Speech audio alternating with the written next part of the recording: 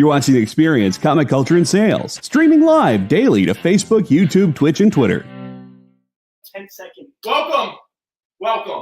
I apologize. I am very keyed up at the moment. I'm going to try to calm down and become a normal human being who wants to sell you comic books. But I will let you know, we are Fat Jack's Comicrypt. We are on The Experience. I am the faceless, the nameless. But the one thing that I have to do here tonight is sell you comics. Because if this is the first time you are watching us, I want you to always remember the Fat Jack's mission statement. We sell comics. Trademark it. But before we go, I want to let you know what we're having tonight. And we are going to have a weird, random kind of evening. We're going to have a little 80s kid nostalgia. We're going to have a little bit of fun with the early 90s.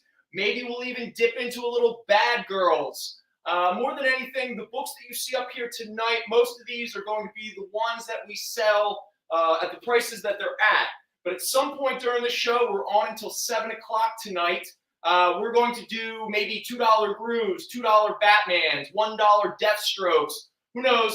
We'll see how it goes. So hopefully you will hang out with us. We'll do the business when we get back. But until then, maybe I'll get better at this and we'll do better, more creative cold openings. But until that happens, please stick around with us. We'll be here until 7 o'clock tonight. See you on the other side.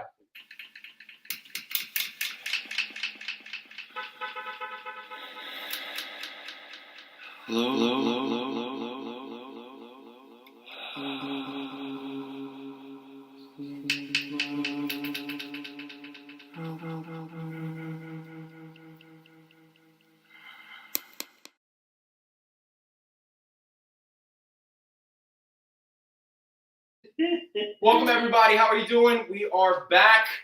So I got my little crew here tonight with me. We got Banana, always holding up. We got Bill. Bill comes in from the fourth dimension every now and again. He's like, don't forget me. Duke's not here. We might be the same person. And obviously, Mike Fire is with us again. So welcome, gentlemen. Are you cleaning stuff for Duke? So real quick, I am technically doing this myself. So if there's any points, let's do some business here real quick. Okay. So hello to everybody who might be watching at the moment. We are a claim sales show. So if there are any books up here tonight that you are interested in claiming, claim them in the chat.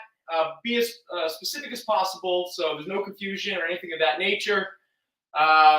This is how we're going to get you those books. If we are here in Center City, Philadelphia, so if you're close to our shop, they'll be here for you to pick up behind the register, or we can send them over to our Oakland, New Jersey shop.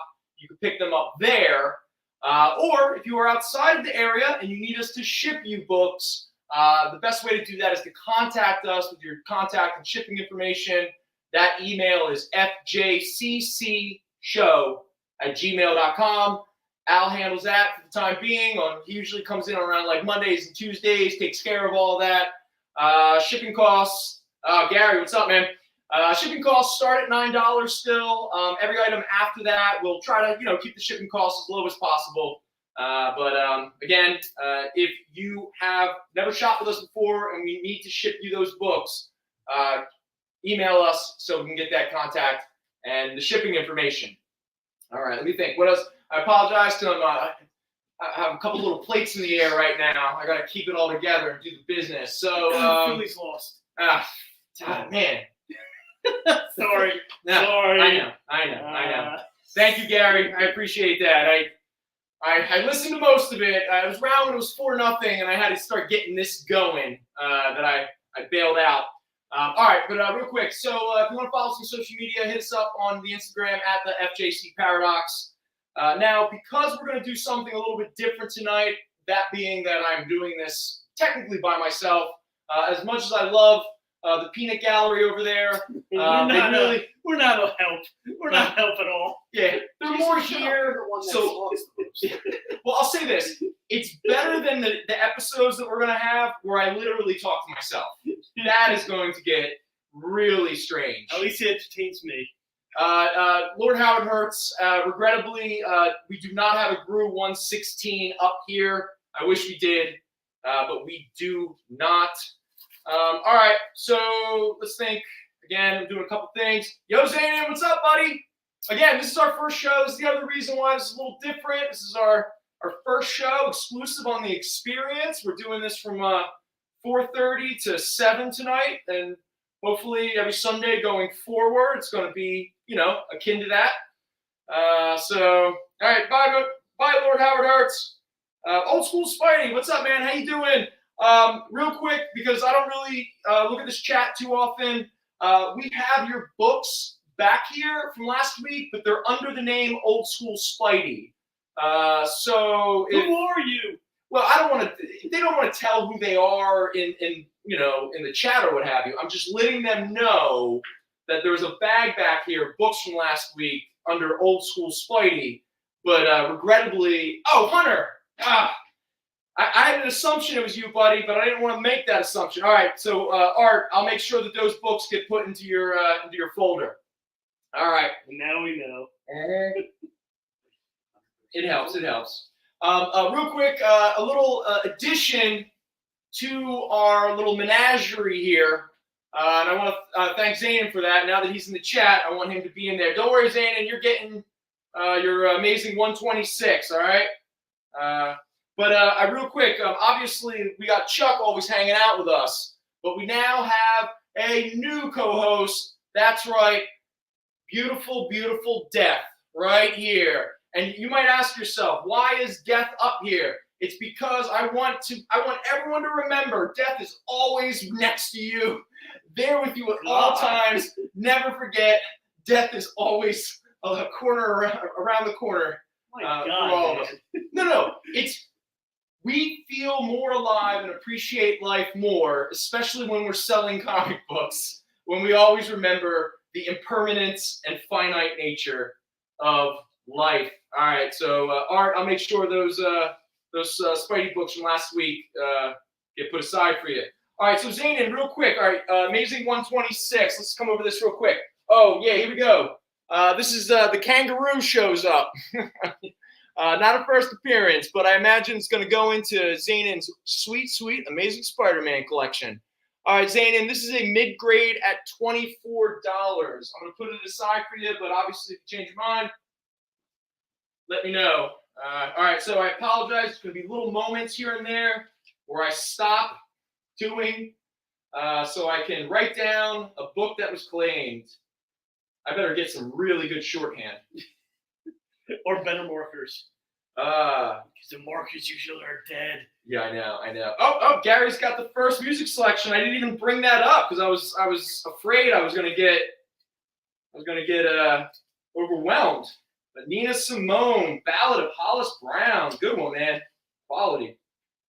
All right. That's our first. I think Kyle put the link up to volume 8 from last week.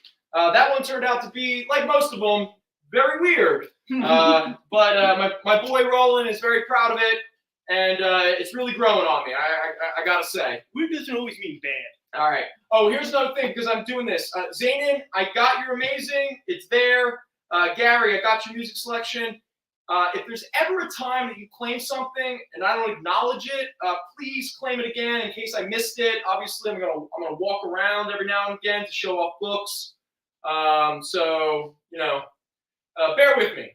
We'll figure out what the right method going forward is. I mean, who knows?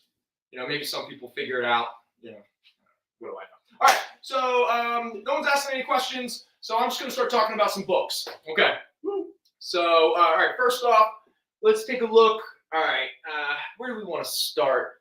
As I've always said before, but now that I'm sort of watching the chat, maybe it won't matter as much. No matter what I'm talking about, if there's anything up here you're interested in, just claim it. We'll get to it. You'll always be prioritized. All that kind of stuff. Oh, here we go. We got Jeffrey Bosla. It's like the writer.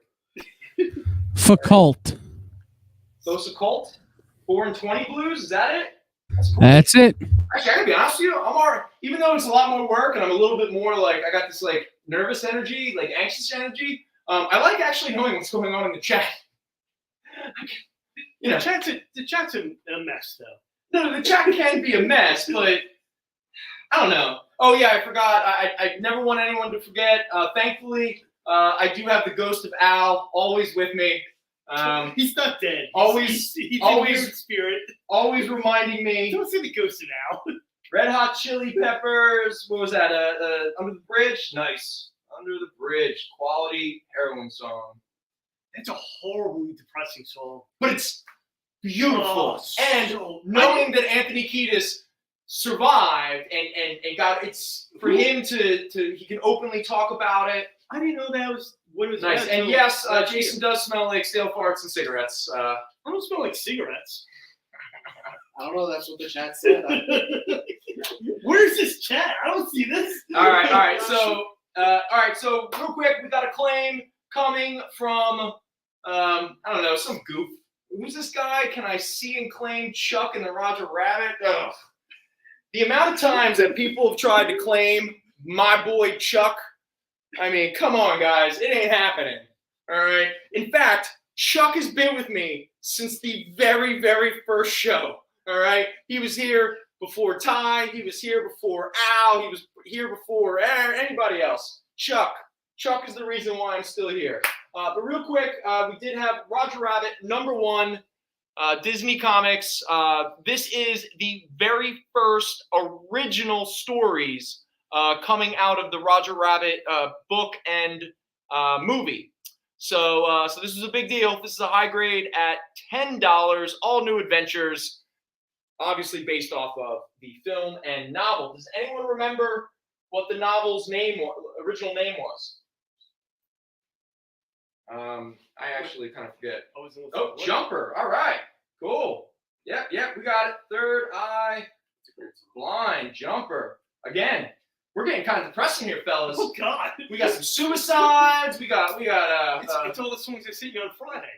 I feel like Under the Bridge was just. Lord Howard Hurts. Al does pop in now and again, but trying to avoid all of you fans bum rushing him. He doesn't let you know that he's lurking. For all we know, he could be lurking right now. Speaking of which, I hope that everyone can interact in the chat, but if anything happens, you need to give me a call, 215-963-0788. All right, we're doing good for time.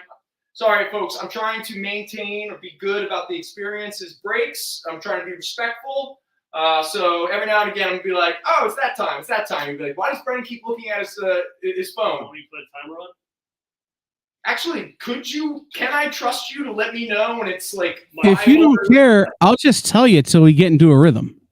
Kyle, just yell. Just yell. There we go. I mean, if you don't care. I'm learning.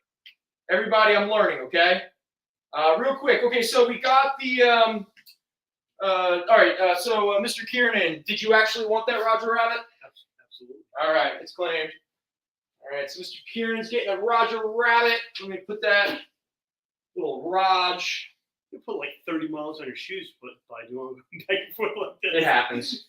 You know. All right, so we got a Roger Rabbit and Amazing Spider-Man 126 claimed so far. If there's anyone watching going, he didn't mention my book, then claim it again. Can I see Gotham by Gaslight and Chuck Norris? Yes, you can, Word Man. I want Chuck Norris.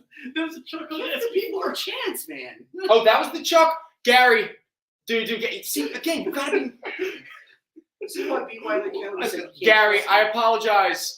When Jason claimed the Chuck and the Roger Rabbit, he was not talking about my boy Chuck. I know it's there. He was actually talking about. So, Gary, I apologize. That was my mistake. So I gotta prioritize that. So real quick, this is Chuck Norris with a newsstand. I'm not surprised that a certain person claimed it. This is a Fine Plus. By the way, a Fine Plus at $15. This book it sometimes goes for like $25, $30. Pretty absurd. Plus, I imagine most of you noticed it is a newsstand. So Gary, I greatly apologize. But Gary, if you are interested, we do have issue 2 and 3, because the reason why this is kind of important to point out, the artist behind the... Cool. All right, Gary, appreciate it. The artist behind the Chuck Norris Karate Commandos series, which was based off of the late 80s cartoon, was none other than probably not doing that well in his career, Steve Ditko. So yes, Steve Ditko drew Chuck Norris Karate Commandos. So here's issue number 2, newsstand, very fine minus, $6. And issue number 3, fine plus at $4. We do not have the 4th and final issue, which is another weirdly expensive Chuck Norris comic book because it is a very low print run. Hey, what's up, Mr. Bird? How you doing there? What's going on? I'll say hello to people. All right. Oh, Lord Howard Hertz is taking the Chucks 2 and 3. All right. There we go. All right, let me catch up here real fast. So Jason got the Chuck Norris 1. And then Lord Howard Hertz came in with the next 2 Chucks. Chuck 2 and 3. All right, cool. All right, Mr. Camp, Chuck Norris 2 and 3, please. All right. Hey, what's up, Mr. Bush? How you doing? Thank you for finding us. We're trying out something new. We're exclusive now. We're doing the experience from 4:30 to 7 on Sunday nights. All right, cool. All right, so Gary, let's get back to that Gotham by Gaslight. All right, one of the very first Elseworld titles. Probably, I would argue, the best of all of the Elseworld titles. A very famous, at this point, Batman one-shot, written by Brian Augustine, but more importantly, illustrated by both Mike Mignola and P. Craig Russell. If you don't know who those 2 guys are, it's time for a little bit more of a comic education. This is the one-shot where pretty much Victorian-era Batman, is a detective, hunting down Jack the Ripper. Just an absolute beautiful series, high grade, $12. All right. So, Gary, if that interests you or anyone. Oh, my God, Chuck Norris. Yes, Lord Howard Hertz, you're right. Chuck Norris is, and the Action Commandos, or the Karate Commandos, which, can we just be honest real fast? Chuck's a bit of a. He uses a K for the Commandos. Yeah. So when you look at Chuck K, Karate K, Commandos K, I don't know. Maybe he was implying something. He's a bit of a character. All right. So Gary is claiming the Gotham by Gaslight. All right. Thank you very much, Gary. If anyone is interested, I do believe we have a second copy of the Gotham by Gaslight. So. Let us know. All right. Hold on. I just want to make sure I'm caught up with everybody. We're still talking about this. All right. So, Wordman is getting himself Gotham by Gaslight. All right. Good stuff. Okay. All right. Let's just make sure we're all good. We're all good. I'm caught up. All right. I'm caught up. And it's only 4:48. All right. We still got about a good 25 minutes. So what are we going to talk about next? Well, I guess let's first talk about the book that everyone's clamoring for. Everyone's looking for it. eBay is going nuts. They can't even believe that this thing even existed. I mean, like, it just blows people's minds that they missed out on it. I'm talking about the rarest comic published in 1991 by a global conglomerate corporation that sells us so much high fructose corn syrup. I am talking about General Foods, The Adventures of Jello Man and Wobbly. Not to be confused with Gumby or anything that can get them sued.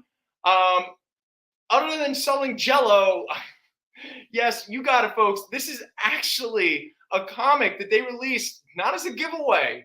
You actually had to buy it for $1.25. And the weird thing is, I gotta be honest, this is a high-grade copy. And they sell for like $12 to $15. I mean, my copy here is only $10. I'm only trying to be fair.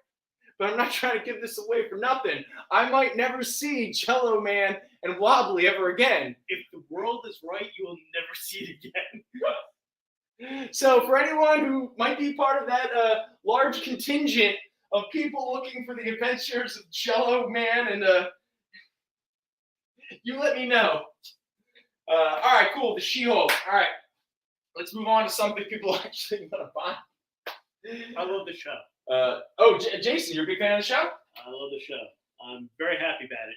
All right, very good. All right, bear with me. I do have a note that I want to talk about. All right, so this She-Hulk. All right, so this is issue number 3 of the Dan Slott series. All right, but more importantly, this is technically in regards to legacy numbering. If you combined every issue that was published for the Savage She-Hulk and every issue published for the Sensational She-Hulk, this issue would be the 100th issue of She-Hulk in some form or another. Now, there's a couple things that are actually important about this book. Now, our copy is a very fine plus of $15. All right, now, first of all, it is the first appearance of Mr. Ouroboros and Mr. Paradox, which are clones of Mr. Mobius from the TVA. If you're just like, what? Owen Wilson's character on the Loki show, he's Mr. Morbius. These two characters introduced in this issue are clones of him. Make of that what you will. It is also the first appearance of Southpaw and Kid Glove. But hey, so boxing metaphors. Yeah, I know. But what actually gives this book most of its value, and I cannot believe that this is true, in this issue is the very first time that not only Savage She-Hulk #1, but Sensational She-Hulk #1 were reprinted. So this issue actually doesn't just contain She-Hulk 100, but it contains the full reprint of Savage #1 and Sensational #1. And B. Wiley Coyote, it's yours. Fuck yeah. All right. Cool. But it is going into the Jason pile. Whoa. So there. Give you cash. Shut up, man. So in the Jason little section here. Gary, thank you. Please contact the MoMA. Let them know we have an adventures of Jello Man and Wobbly. I love it. Wobbly. All right. Let me just check in with the chat real quick. Let me see. Doesn't look like I missed anything. All right. There we go. Okay, cool. Just making sure we're all good. All right, so She-Hulk 100 going on the Jason tab. All right. Oh, he's gonna get his own tab now. All right. First of all, you've been covering me for like 2 months now, man. And I've been paying, so. All right. Next up, let's first just burn through real quick the 2 amazings that we still have up here. A little holdover from last week. Somehow they just fell through the cracks. I missed them. So real quick, this is Amazing Spider-Man 125. This is the second appearance of Man-Wolf. This is a fine plus. Yeah, fine plus at $40. And then we are lucky enough to have a second copy of probably one of the most important first appearances of all time. That's right, the first appearance and first cover appearance of none other than the Spider-Mobile. No, this is not Hammerhead's first appearance. I understand the confusion, but he had been around for a little bit up until this point. Amazing Spider-Man 130, a mid-grade copy at $23. And also, sort of Spider-Man related, What If number 44. What if the Venom had possessed the Punisher? This is a VF Plus copy at $12. All right, so there we go. We got a couple of our Spider-Mans up there. Check in. All right, no one's asking about anything. No one's saying anything, so I'm just going to move on. Wait. Are you doing something? It's like a bus stop. No, it's relaxing. You white noise, dude. My nervous energy. Straight up white noise. No wonder why this be Wilder cave. No, my favorite picture though, my God, and this is not a, was yes, when Parker and you were both just passed out. It was adorable. I showed it to my girl. She was just like, they look so cute. It was good Where's fun. Marker, by the Hey way? Nick, how you doing? Oh, she was camping this weekend with Angela. They did a whole family thing. I, on the other hand, did. Hello, is it Tom's Comic Books and Reviews? What's up? How you doing there? The Aaron thing, I wanted to try something different. So that's all. There are no cats here anymore. There are no cats. Now that is one of the great fallbacks, or one of the great tragedies. Misfires. All right, so we do not have a lot of big speculation books that are trending this week, except for one. Once again, the MCU makes a $1 comic book suddenly become a $30 comic book. Again, there were a lot of rumors for a long time about Secret Invasion, the Disney Plus series that is coming soon. We obviously know Nick Fury, Samuel Jackson's going to be a part of it. We have now found out there's a Skrull that is his partner. I don't know if they're doing like an Alien Legion kind of show or something like that. But there's a first appearance of that character who is confirmed.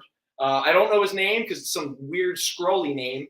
But it's Incredible Hulk 418. The first appearance of Gobbledygook. I have a note. I'll in a second. I'll go read it. Real quick, this is not just the wedding of Rick and Marlo, but it's the first appearance of a random Skrull character who is now going to become a big deal, it seems. This is a very fine plus of $15. But what I'm really talking about, the book that's actually popping off this week is this Meet the Skrulls #1. Okay? So here you go. Meet the Skrulls.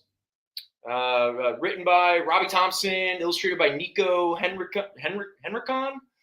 Just another name I can't pronounce correctly, and I apologize. It's one of those days. But this is a high-grade copy at $15. And you might ask yourself, Meet the Skrulls #1. I remember when that was on the shelf, and I ignored it and didn't buy it, and left us eating 15, 20 copies of it or something. No, that's exaggeration. But there's a reason why this book is trending and why a couple weeks ago you might have been able to get it for a couple bucks. But now it's in that 20-ish range. It's moving its way up. And that's because it is the first appearance of the family, the Warrens. And the Warrens, as you find out, no spoiler, because I'm pretty sure the cover gives it away. The Warrens are a Skrull unit in disguise, infiltrating our planet and all that kind of stuff. And the mother of the Warrens, Gail Warren or something like that, she has a skull name called, instead of Gail, it's Galale, or I don't know, something like that, Well, they keep calling it unconfirmed, but as we know how some of these unconfirmed reports are, they're trying to avoid the fact that, hey, it leaked, it's out there, whatever. But people were wondering who Emilia Clarke, who was Daenerys in Game of Thrones, what character she was going to play in Secret Invasion. We've known for a long time now. We'll get to that one in one moment, those Batmans. Nick, all right, he's going to grab it. But let me just finish my thought real fast. So people were wondering, what character is Emilia Clarke going to play? Is it going to be a character that shows in the Thunderbolts? Is she going to be the Skrull Queen? There were a lot of people who were convinced she was going to be the Skrull Queen. A lot of people saw it. It's very possible, though, that they change or they're combining this random character of the matriarch of the Warrens, and they're going to make her the Skrull Queen. Well, either way, now everyone is pretty sure Emilia Clarke is playing the mother Skrull that first appears in this book, which is, again, why it has jumped up in value or become a book of interest, let's call it. All right, so real quick, let me just catch up real fast. We got Mr. Barucci grabbing the Meet Skrulls. Okay. All right, there we are. All right, let me just catch up real quick with the chat. We're going to talk about those Batman 426, 429s real quick. All right, we got 15 minutes to break. All right, so here we go. So, Mr. Arachnoid, we're going to talk about the 426 and 429. If you're into them, let me know. You asked about them first, so if you want to claim them, you have first priority. So let me first get to them. Here we have it again. For anyone who doesn't know what Batman 426 through 429 is, it's the very famous story by Jim Starlin and Jim Aparo with awesome Mike Mignola covers, Death in the Family, the infamous story that caused the Joker, who was an ambassador to Iran, allowed the fans to vote, and the Joker brutally murdered the second Robin, Jason Todd, with a crowbar. Because why not? Why not? All right, so this issue 426 is a fine plus at $16. Oh, real quick, I just want to point this out because this is part of that collection we talked about last week. These are the books that have gorgeous covers, but the pages are like yellowing. So when you look at this, you go, wow, it's really actually a gorgeous cover. Why is it only a fine plus?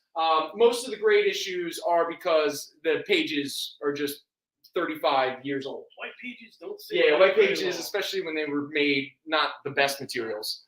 Here's 427. That is a fine plus at $13. And then we have the one that most people are looking for with one of the wildest covers DC ever published. There we are, book 428, The True Death of Jason Todd, the second Robin. That is a fine plus at $35. Also a newsstand. And then the final issue, boom, there you go, The Ambassador Joker. Part 4, issue 429 of Batman. Fine plus $12. Is that where he loses the world title to Hulk Hogan in Pennsylvania? Or is that just Ambassador? Yeah, pretty much. All right, so again, I'm pretty sure all 4 of those Batmans are fine pluses. Yes, they're all fine pluses. $16, $13, $35, and $12. And just in case you're interested, this is a 6th print, high grade of Batman the Killing Joke. And when it comes to most of these multiple, I'll grab you 427, 429 in 1 second. But when it comes to pretty much second prints to 14, this book had 14 printings. Most of them, there's really not a huge difference in value. Obviously, the first print is the big one. That'll net you about $100. But all the other prints, they're mostly like $20, $25 books. So, there's really not a big deal unless you have a color preference. So the 6th print is a pink. But here, real quick, let me just double check. That was a 427 and 429. Yep. I'm looking for the 9th print if you have. All right, 427, 429. All right, there we go. Okay, real fast. I apologize because I'm doing a couple things at once. Arachnoid. Do you have a real name? And if you're uncomfortable saying it online, are you a has Al dealt with you before? So what did I do with my? Oh, great! I'm doing the thing I was most afraid of. Right up here. Where I lose my pen. Up here. Oh, cool. All right. But still, I'll put down Mr. Arachnoid. Put them down for the books, and we'll. Lord Howard Hurts at 15 printings. Oh, Art, you're crazy, man. You got another. Of course, I should have guessed it was you. All right, so Art Hunter getting himself some Batman books.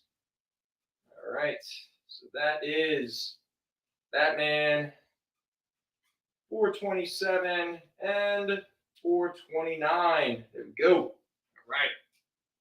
Anything spider themes, probably you. Yep. That makes sense. Lord Howard Hurts. So, Killing Joke at 15 prints? Because, Overstreet keeps calling it 14 prints. I didn't really look much further than that.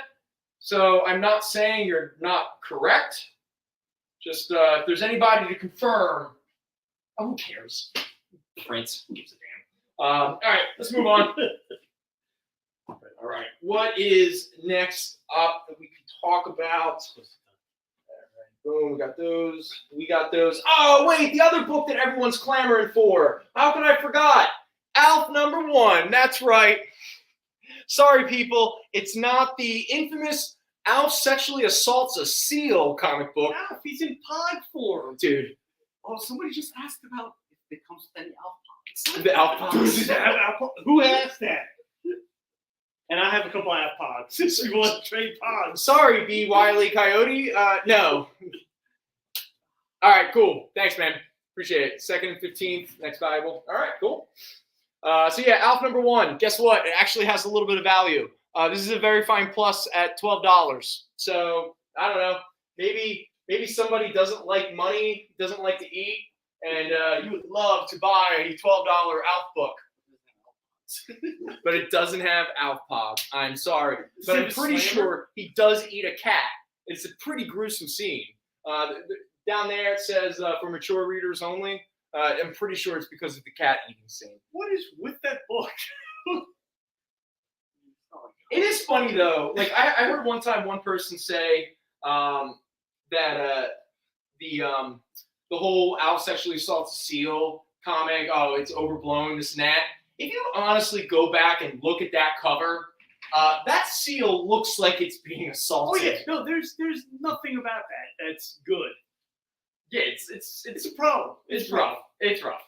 It is not good. All right, it looks and like knowing Alf the way we know Alf, the artists do what they're doing. All right, cool. All right, so it looks like I'm caught up. We got the Batman 427, 429. We meet the Scrolls. All right, cool. All right. So let us. So we talked about that line. All right. So real quick, Incredible Hulk 377, the first appearance of Professor Hulk. This is the Peter David Gail Keown issue where Doc Samson helps Bruce to combine the Green Hulk, the Gray Hulk, and Bruce into one Hulk, who would later be coined the name Professor Hulk. But this was a very big deal in Hulk history. It was a big climax to a lot of stories and subplots that Peter David had been developing for about 5 or 6 years at this point. And it was a great payoff. And being a young, like a 12-year-old or whatever, when this issue came out, I was blown away. Loved it. Anyway, this is the first print. This is a very fine minus at $15. Now, most of you will not be surprised to hear we have a second print, and it's like double the value of the first print. And that is this one right here. That is Incredible Hulk 377. That is a very fine plus at $25. But again, it is a second print. But in all fairness, this was back when, you know, most second, third, fourth prints, very low print runs. And Marvel did not do this that often. There were a couple exceptions, like X-Force 100. I think they changed the colors of the cover and stuff like that. This was still a relatively new aesthetic that Marvel was doing at the time in regards to their second, third, fourth prints, what have you. So again, Incredible Hulk 377, second print, but again, it has a little bit more value than the first print. And, you know, shits and giggles for anyone who missed it. We do have Thor 412, a very fine plus at $30. The first appearance of the New Warriors. All right. Okay, we're getting close to our time. All right, so we've done boom, boom, boom. Okay, all right. We're cooking through these books. I was hoping to maybe get through most of these before our first break, and then we can get loose. All right, so real quick, let's say Secret Origins Special #1. That is a very fine at $6 from 1989. Yes, it is a newsprint. Please don't make fun of Jason. He gets enough of it as it is. But again, it's important to some people, so I kind of have to point it out. It's to me, damn it. But more importantly, not only do you get a beautiful Brian Bolin cover, B. Wiley, it's yours, but there are 2 stories in this book that is actually, I'm pretty sure, the very first time that Neil Gaiman wrote in the Batman mythos. So I'm trying to think if, I think one of the Neil Gaiman stories is a Riddler story, and the other one might be Two-Face or Penguin. You would think I would just like look at the cover. All right, so B. Wiley, I got yours. Secret Origins. I'm putting it in the Jason box. No. There you go. I Secret think, Origins. Jason, you're such a good friend, man. This guy should be fortunate that. Yeah. No. Yeah. All right, cool. All right. So, for anyone who's just joining us, if you're interested, we do these mixtapes. If you want to suggest a song, it goes into a mix. I probably should have explained that a little bit more earlier, but screw it. Let's move on to what else do we have up here? Some Wonder Woman, especially from the late great George Perez. First up here, Wonder Woman. Oh, do we have another Gary? I will look for you because I actually don't think so, but I'll give it a check. Gary, Secret Orge. All right. I really hope I can read my shorthand. Yeah, when this is all said and done.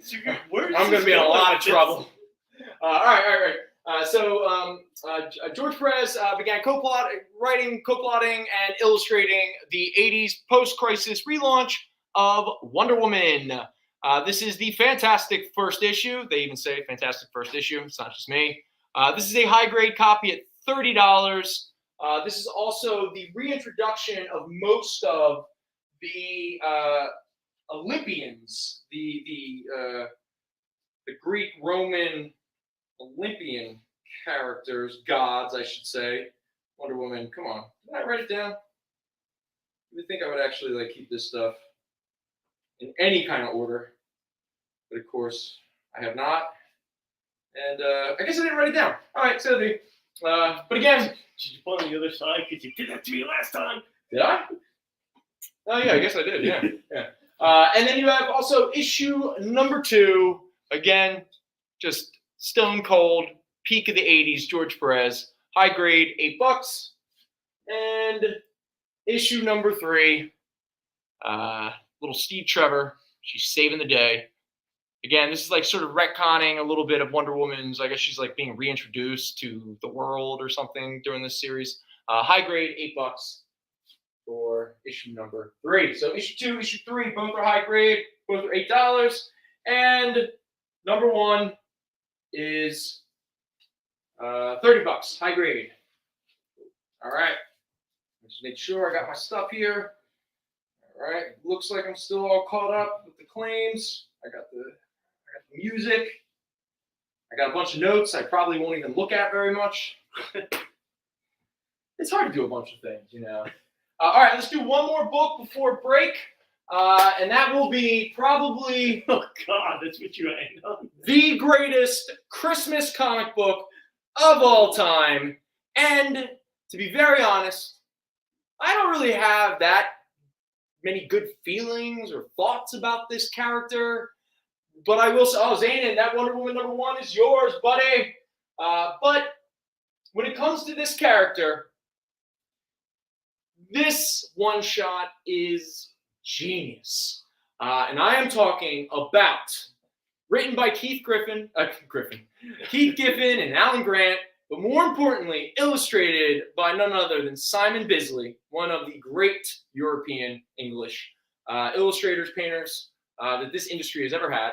But it is the Lobo Paramilitary Christmas Special. Yes, you got it.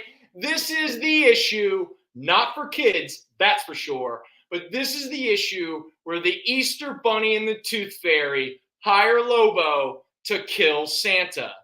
But even more important, this is the issue of the first appearance of Lobo's dog named Dog.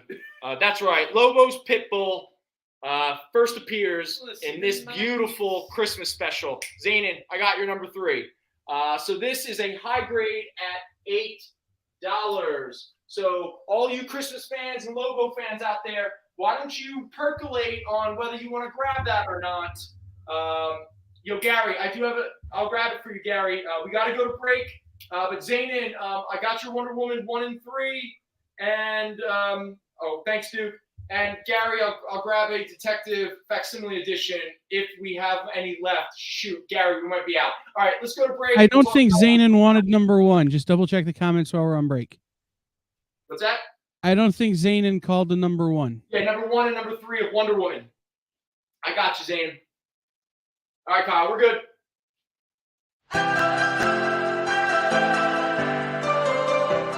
This is The Experience.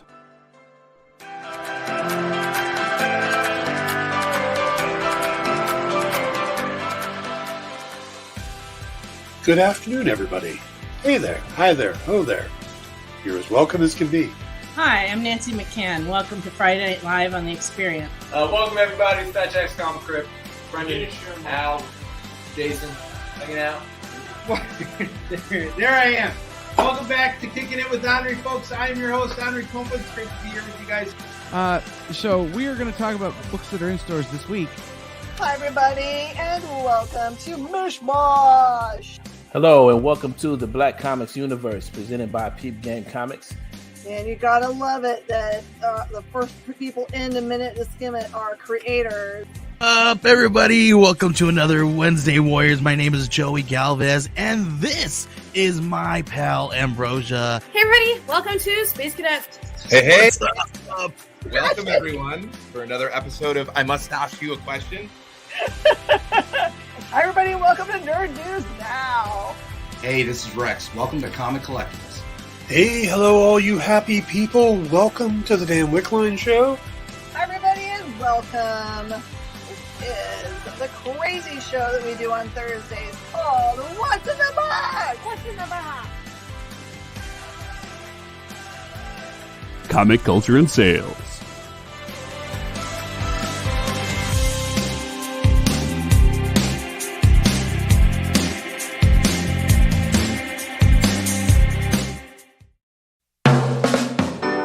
Get the inside scoop on everything happening at The Experience every week. Join our mailing list by scanning the QR code at the bottom of the screen and then watching your email inbox.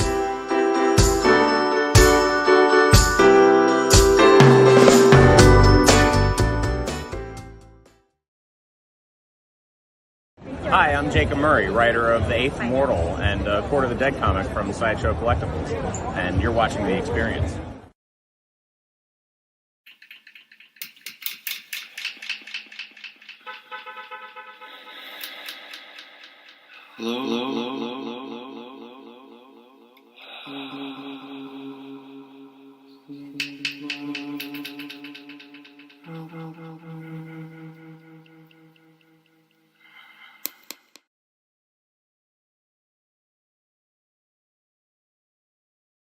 Be exposed and honest with everybody. I mean, that's just the whole point of being alive. What's up, everybody? Welcome back.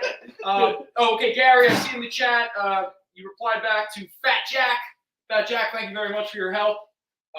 So, Gary, it looks like we will get you that detective. We got over at the Jersey shop. Good stuff. And yes, Mr. Kiernan, you can get the Christmas Lobo book. How could I say no to you? I don't even think I said the price. High grade, $8. Just in case you change your mind. He has like insider trading. All right, let me just make sure all the Jason books are given the proper respect. Burning them. All right. I buy them to burn. Lobo Xmas. There we go. All right, everybody. All right, so welcome back. Let's talk about some more comics. All right, so Zanin, just in case, I want you to know, I got your Wonder Woman #1 and #3. JC, you got your Lobo Christmas, and I'm pretty sure that was it near the end of that section of the show. So now we're on for, I guess, the next half hour, or well, until 5:45, our next break. So I'm gonna try to keep that in mind. All right, before we move away from DC for a moment, let's talk about probably the two biggest keys of the early 90s Deathstroke the Terminator ongoing series. Who's Deathstroke? First of all, you don't need me to call out the pedophile, but just be careful how much as I try to sell. But real, in all fairness though, this is the period where Marv Wolfman is trying to make Deathstroke more of an anti-hero than a straight-out villain. Because this series, New Titans, Marv Wolfman and Tom Grummett, oh, no on Wonder Woman #1. No problem, man. I'll take care of that. So at the time, New Titans was doing what was called the Titans Hunt. And in that hunt, pretty much, Deathstroke helps Dick Grayson, and they come to terms, and they, the enemy of my enemy is my friend, or all that kind of good fun. So this is again, spinning out of that Titans Hunt storyline, Deathstroke the Terminator got his own series. Now, I actually kind of enjoyed the series. It was a fun little sort of world-spanning espionage. Imagine, sort of Bond as an old master assassin or something like that. But the one thing that used to always drive me nuts as a kid, and it's just the nature of the industry, the Mike Zeck covers for the Deathstroke comic were just so cool.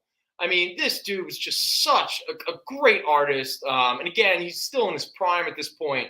And again, I have no problem with the gentleman, Mr. Irwin. His art, it's fine, it's serviceable. But I always remember being a little disappointed every time I would open up a Mike Zeck cover and it wasn't Mike Zeck art. But either way, this is the very first ongoing Deathstroke series, which is why it does carry a bit of value. This copy is a high grade at $25.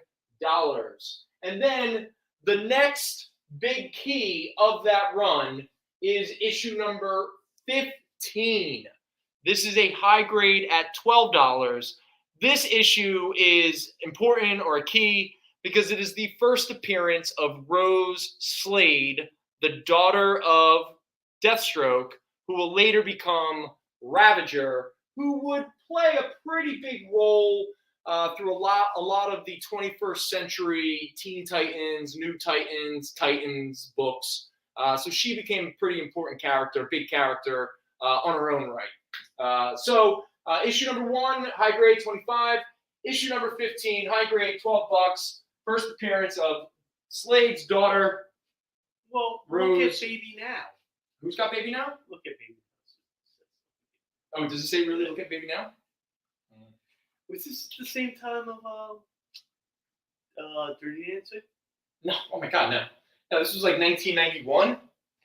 Dirty Dancing was what, 88, 87? That was 92. Okay. So it's like 5 years. Okay. Yeah. There's been a gap. You're reaching, Jason. Well, I mean, look at Baby Now. I mean, come on. Yes, Gary. He has a pretty wicked top cuff. In fact, he stole that from Captain America. Captain America had the best top cuff. Okay, real quick, in case anyone missed out on it last week, I want to also offer again Wolverine #1, Fine Plus, $45. The very first issue of the Chris Claremont, John Buscema Wolverine ongoing series released in 1989. Pretty big book. Though, not as big as one of the most iconic comic books that have ever existed. All right, if you were looking up here, and you're saying to yourself, Brendon, what book could you be talking about? What book could you be pumping up so much you're like Paul Heyman talking for Brock Lesnar or something before Brock Lesnar became a cowboy? And before UFC. Yeah. What book do I think has a value that we can't even appreciate? It's a value that supersedes its financial value. Because I'll be honest with you, I was actually shocked to see how much it actually went for, how much it was valued at. But at the same time, I said to myself, well, that must be the book getting the respect it deserves. And that book, for the very first time in 1991, competing with the Adventures of Jello Man and Wobbly on the shelves that same year, Marvel published 2 first issues. One came out first, and then a magazine-style one that came out about a month later. Each was polybagged, and each came with a little gift. In one of the bags was a wire hanger. It makes no sense to me. Why are you giving away a wire hanger at a comic? Whoa. I know, a wire hanger. Especially when you realize who this character is. And in today's age, a little weird. But more importantly, and the gift that we actually have in the copy of this iconic special book is a silver pink credit card. And that book, ladies and gentlemen, I mean, come on. When I saw this book, when Mike handed this book to me, Fat Jack himself handed this book to me, I was overwhelmed with the emotions. And folks, you better believe I'm talking about Barbie #1. Not Barbie Fashion #1. That was the magazine style book that came later. No, I'm talking about from Marvel Comics in 1991. Fashion, fun, and exciting escapades by Barbie and her gaggle of rich friends and an annoying sister and an in-the-closet gay boyfriend. I mean, this is the book. Not only is it polybagged, sealed, but it comes with the most important gift that a comic can ever give you, and that is right, a credit card. Especially a credit card that is silver with pink lettering, because it better be Barbie themed.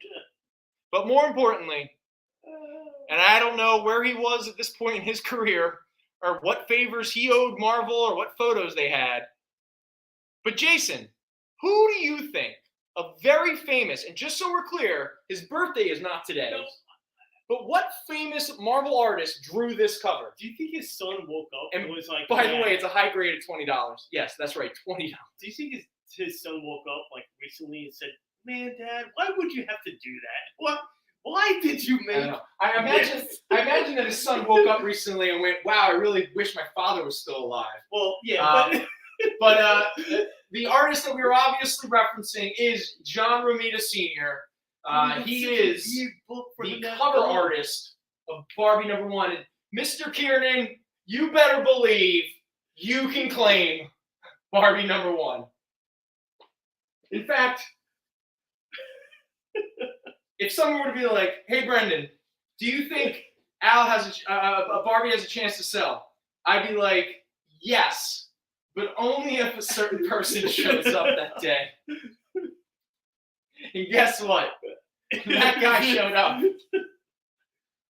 I mean, come on, it's Barbie. It's Barbie. You better not open and take out that credit card. No. All Absolutely right. not. I still have my Ren Stimpy Scratch and Sniff. Oh, that's so funny. Okay, so Lord Howard Hurts, are you saying that Fat Jack's Comicrypt that we gave out the credit card back in the day? That's pretty cool. You were giving out the credit card back in the 90s. I still have mine. Hey, Lord Howard Hurts, how's the credit limit going? Have you been paying it off over the years? Yeah. It looks like I haven't missed any claims, right? No. I don't think so. Okay, all right, cool.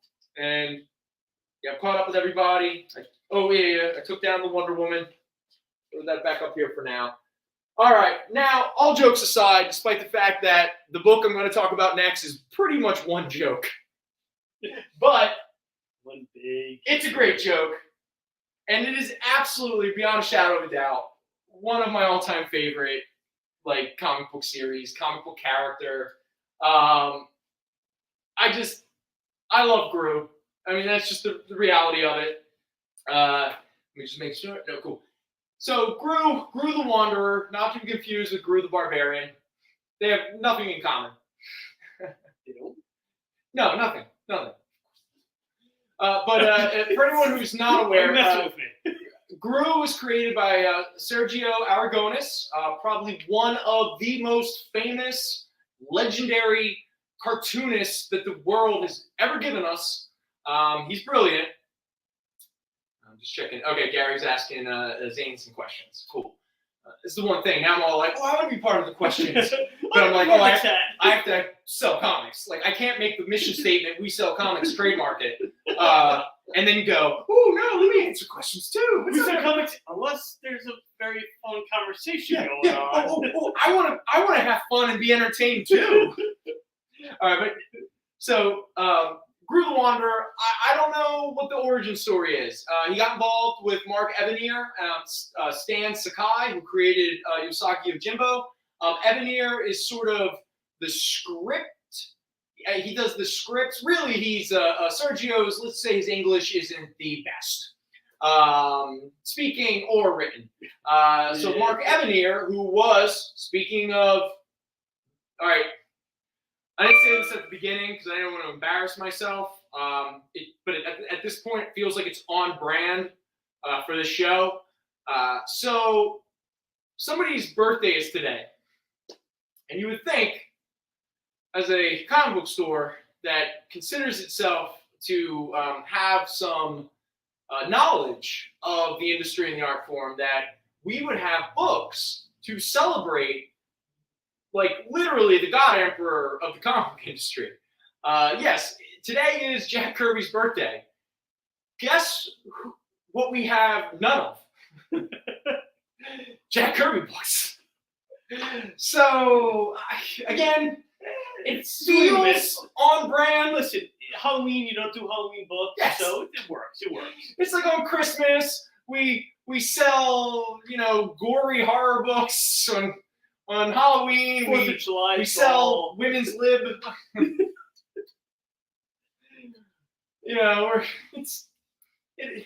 Make it up as you go along.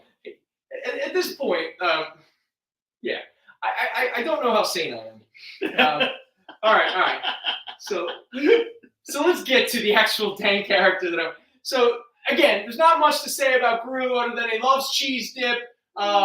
There was probably more death and murder in a Gru comic than in any other comic ever. I'm pretty sure, like, hundreds of people die in a Gru comic constantly, and it's always funny. Yes, he is a mendicant. Yes, he is a complete and utter idiot. He has a simple mind, but he has the greatest loyal dog of all time, my boy Roberto. He's got not friends, but he has a supporting cast, let's call them. The great thing about most Gru comics, even if there's a through line at times, almost every single issue stands on its own. Yes, thank you, Lord Howard Hurts, as a detail. The moment he steps on to a ship or a bridge, you better bet that thing will collapse and sink and all that beautiful stuff. There's a lot of, not rumors, but again, these projects could be so close to the finish line and get completely canned. I'm looking at you, Batgirl. So just because it's confirmed and it's being worked on doesn't mean it's going to happen. But I am hoping that they can pull off what they are supposedly developing, a Gru animated series. Obviously, we talked about Yosagi Yojimbo. That's an animated series being developed. But again, so Gru has sort of come back into the public zeitgeist again. Now, I don't know how many people are going to appreciate one of the greatest comics that has ever been published in all of every multiverse. I mean, Gru is just, you gotta read Gru. That's all. That's all I can say. Now, last week, we did sell the first appearance of Gru, which occurred in Destroyer Duck #1. We talked about that. But at the time, I did not have enough opportunity to actually get to the Grus themselves. But thankfully, I have now. So, Gru was first introduced in Destroyer Duck, got a couple issues in Pacific Comics, got a couple issues in Eclipse Comics, and then moved on to Epic Comics from Marvel. Later would go on to be an Image and then Dark Horse and all that kind of stuff. For a while, there was always this funny joke that Mark Evanier would do, which was the moment a comic company would start to publish Gru, it was only a few months away from them pretty much becoming absolvent, going bankrupt, collapsing. Literally the Wanderer. Yeah, Gru the Wanderer. Yeah. I think you would appreciate that. I think you just tell me shut up. That's nothing to say. I don't think shut up. So, the very first comic published after his first appearance, his first series, is Pacific Comics #1, Sergio Aragonis, Gru the Wanderer. Roberto doesn't even exist yet. I mean, they haven't introduced his twin sister. they barely introduced Sage and Mulch, but still the very beginning of what would become one of the greatest comic book series and characters of all time. And again, this industry, even if a TV show doesn't happen or a movie or any of that crap, Gru comics will always be hard to find. They'll always carry a teeny bit of value. And more often than not, when someone comes in and says, hey, I'm looking for Gru comics, if you have any, that dude or lady are walking out with all your Gru comics. There's something about Gru, it just never sticks around. And I would love to say I have a complete Gru collection, but I don't. Because like a lot of people, the final issues of the Marvel Gru series, which got up to, Lord Howard Hertz, let me know. Yes, Mr. Kiernan, you can get Gru #1. Don't worry, it's coming. But so I'm trying to think. The Marvel Gru series got up to, I think, 120. Yeah. And so the last, like, 110-ish to, like, 120 are very hard to find. And it is the only gap in my Gru collection. Are those last, like, 8 or 9 issues. That's why it was funny, Lord Howard Hertz, when you mentioned I want 116 if it was up here. You better believe that 116 was in this collection. It never made it on the show because that boy's in my collection now. But it's not in my collection now, so, you know. I am S out of luck, as they say. Can I have it? Yeah. All right, so Gru number, let me just make sure I got my Gru PC, so there's no confusion, #1. All right. So, and I don't even, maybe, yes, 120. Thank you, Lord Howard Hertz. Appreciate it. So I don't know how many, maybe 3, 4 issues or so, because the Pacific issues of Gru, when Marvel Epic began to publish all of, to start a new Gru series, which we do have #1 from Marvel, but we will get to that in 1 second. So Marvel, leading up to the release of their new Gru series, or parallel at the time, they had the ability to reprint, because obviously Sergio owns the rights to Gru. So whatever company he goes to, I guess that company has the ability to reprint what another company did. I don't know if that's completely true still, but we'll see. Yeah. Now, I was lucky enough to have all those miniseries and stuff like that. That was good. The Image book that lasted for 12 issues. Then a bunch of the Disney Dark Horse miniseries and stuff. Anyway, so Epic published what was referred to as the Gru Chronicles. Now, the Gru Chronicles reprint all of the early Gru appearances prior to the start of the Marvel Epic. Now, there are 6 Chronicles of Gru, or Gru Chronicles, excuse me. Regrettably, we do not have the 6th one, but we do have the first 5, which again reprint all of the early Epic stuff and Eclipse stuff and all that kind of stuff. Or I don't know. There's a second company in there. All right. So these are all high grade, and they are all $5. So there you go. In fact, if you buy all 5, it'll be buy 4 get 1 for free. How about that? We'll have some fun. Because again, I want people to read Gru. Gru is brilliant. In fact, at some point,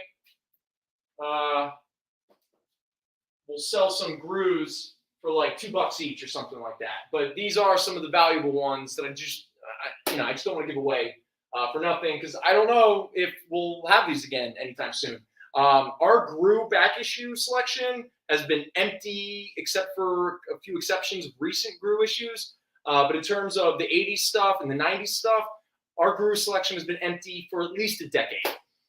So real quick, so here are the first 3 issues of Marvel's Epic Comics Gru series. Gru the Wanderer ran from, thank you for Lord Howard Hertz, 120 issues from 1986-ish to 1993 or 4, something like that.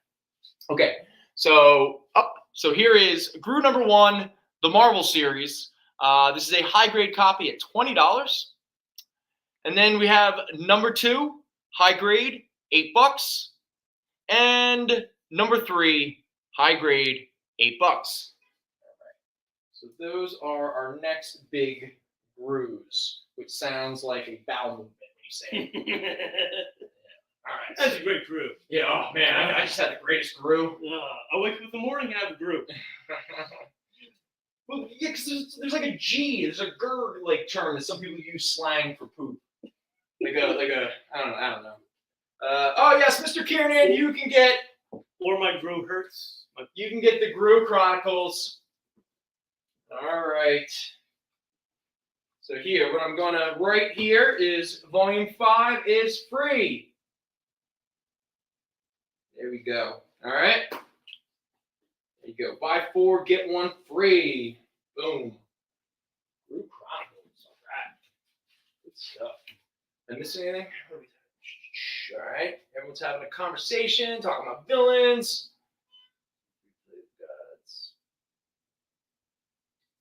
Oh, play it. Yeah. I got you, Lord Con. Yeah, I'm with you. All right. So, Brew, let me just catch up here.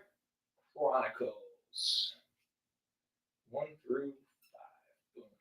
Okay. All right. So, oh, shoot. All right, we got through them. All right, so now I got to make up something. Okay, hold on. I got more books.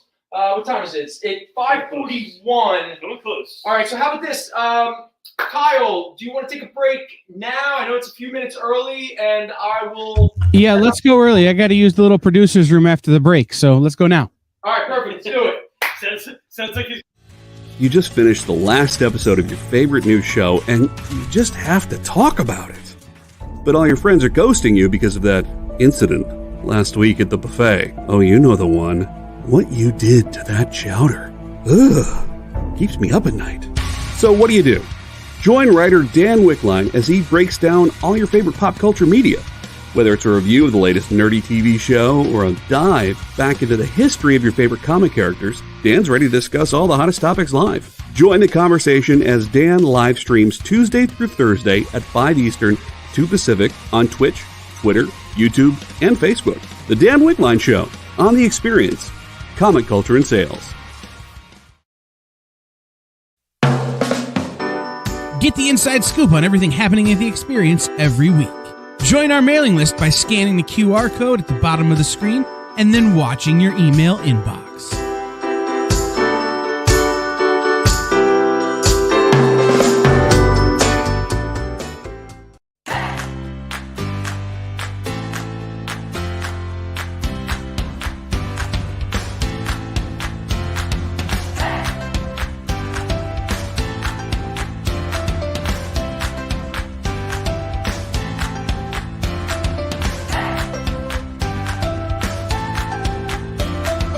There's something for every imagination at your local comic shop. Visit comicshoplocator.com to find a store near you.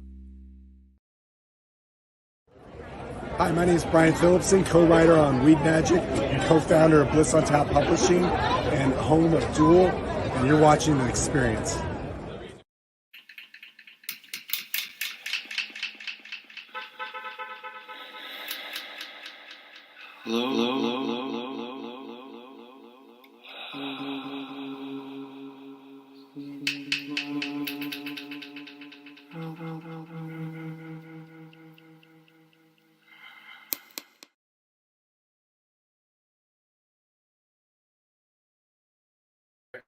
Hey, what's up, everybody? How you doing? I'm not very fast. Woo! Okay, so we're gonna do a lot of Batman for a little bit here. Who's Batman? I know. Who's Batman? So most of this stuff is going to be from the late 80s, early 90s, up until some of the Nightfall stuff and everything. So the first thing I'm going to do is I'm going to go through a few books that have legitimate value, sort of keys, things of that nature. And then we will jump right into, after that, after we talk about these, we will get into, I have a whole thing of Batman, and we'll do them $2 each, for anyone who's interested. So let's just start with some of these keys that we got here first. First up is Batman: The Dark Knight Returns, but it's only issue 3. This is a mid-grade copy at $12. Okay, so everyone obviously knows Frank Miller and David Mazzucchelli's Batman Year One. Later, Alan Grant and Adam Davis, they did a Batman Year 2 where they introduced this Reaper character. Well, the sequel to that story was the original graphic novel by Mike Barr and Alan Davis. Oh, yeah, I'm sorry. It wasn't Alan Grant. It was Mike Barr who wrote Batman Year 2. But this is the sequel to Batman Year 2, Batman Full Circle, written by Mike Barr, illustrated by Alan Davis and Mark Farmer. This is where Batman fights the Reaper again. And I got to be honest, when I was a kid and this stuff was coming out, the Reaper was cool. This is a high-grade copy at $10. Anybody who named the Reaper is going to be cool in the 90s. Come on. Especially when he has literally two cysts. Like two blades. He can't wipe his butt. Have you ever played Eternal Champions? He looks like Thanos. Oh, that is a good point. You're right. Which is a Marvel character too, which is weird. Yeah. Oh, the 90s. Let me just catch it up real quick. Looks like we're good. All right, Gary, thank you. I'm happy to hear that Hawaii won the Little League World Series. Oh, my buddy's in Hawaii right now. All right, cool, boom. Batman, The Holy Terror by Alan Bernert, who I'm not as familiar with, but illustrated by one of my favorite Batman artists, Norm Brayfogle, who passed not that long ago, like a year or two ago. High-grade copy, $6. That is an original graphic novel, sort of a another Elseworlds sort of title. This is our oldest Batman at the moment. Don't get too excited about the newsstand. That was pretty normal from when this book was published. But this is Batman issue 300. Can a Legend Die? Don't miss the double-length last Batman story. This is a fine minus at $12. Legend can't die. Yep, Legend can't die. And now we got Batman issue 402. I'm sorry, I don't know what is significant about this other than it's old. This is a very fine plus at $9. And then we have Batman. Oh, I should have said this one first. Okay, with the John Byrne cover. The second appearance of Magpie, who first appears in Superman Man of Steel number 3, I believe. Batman 4-1, very fine plus, $9.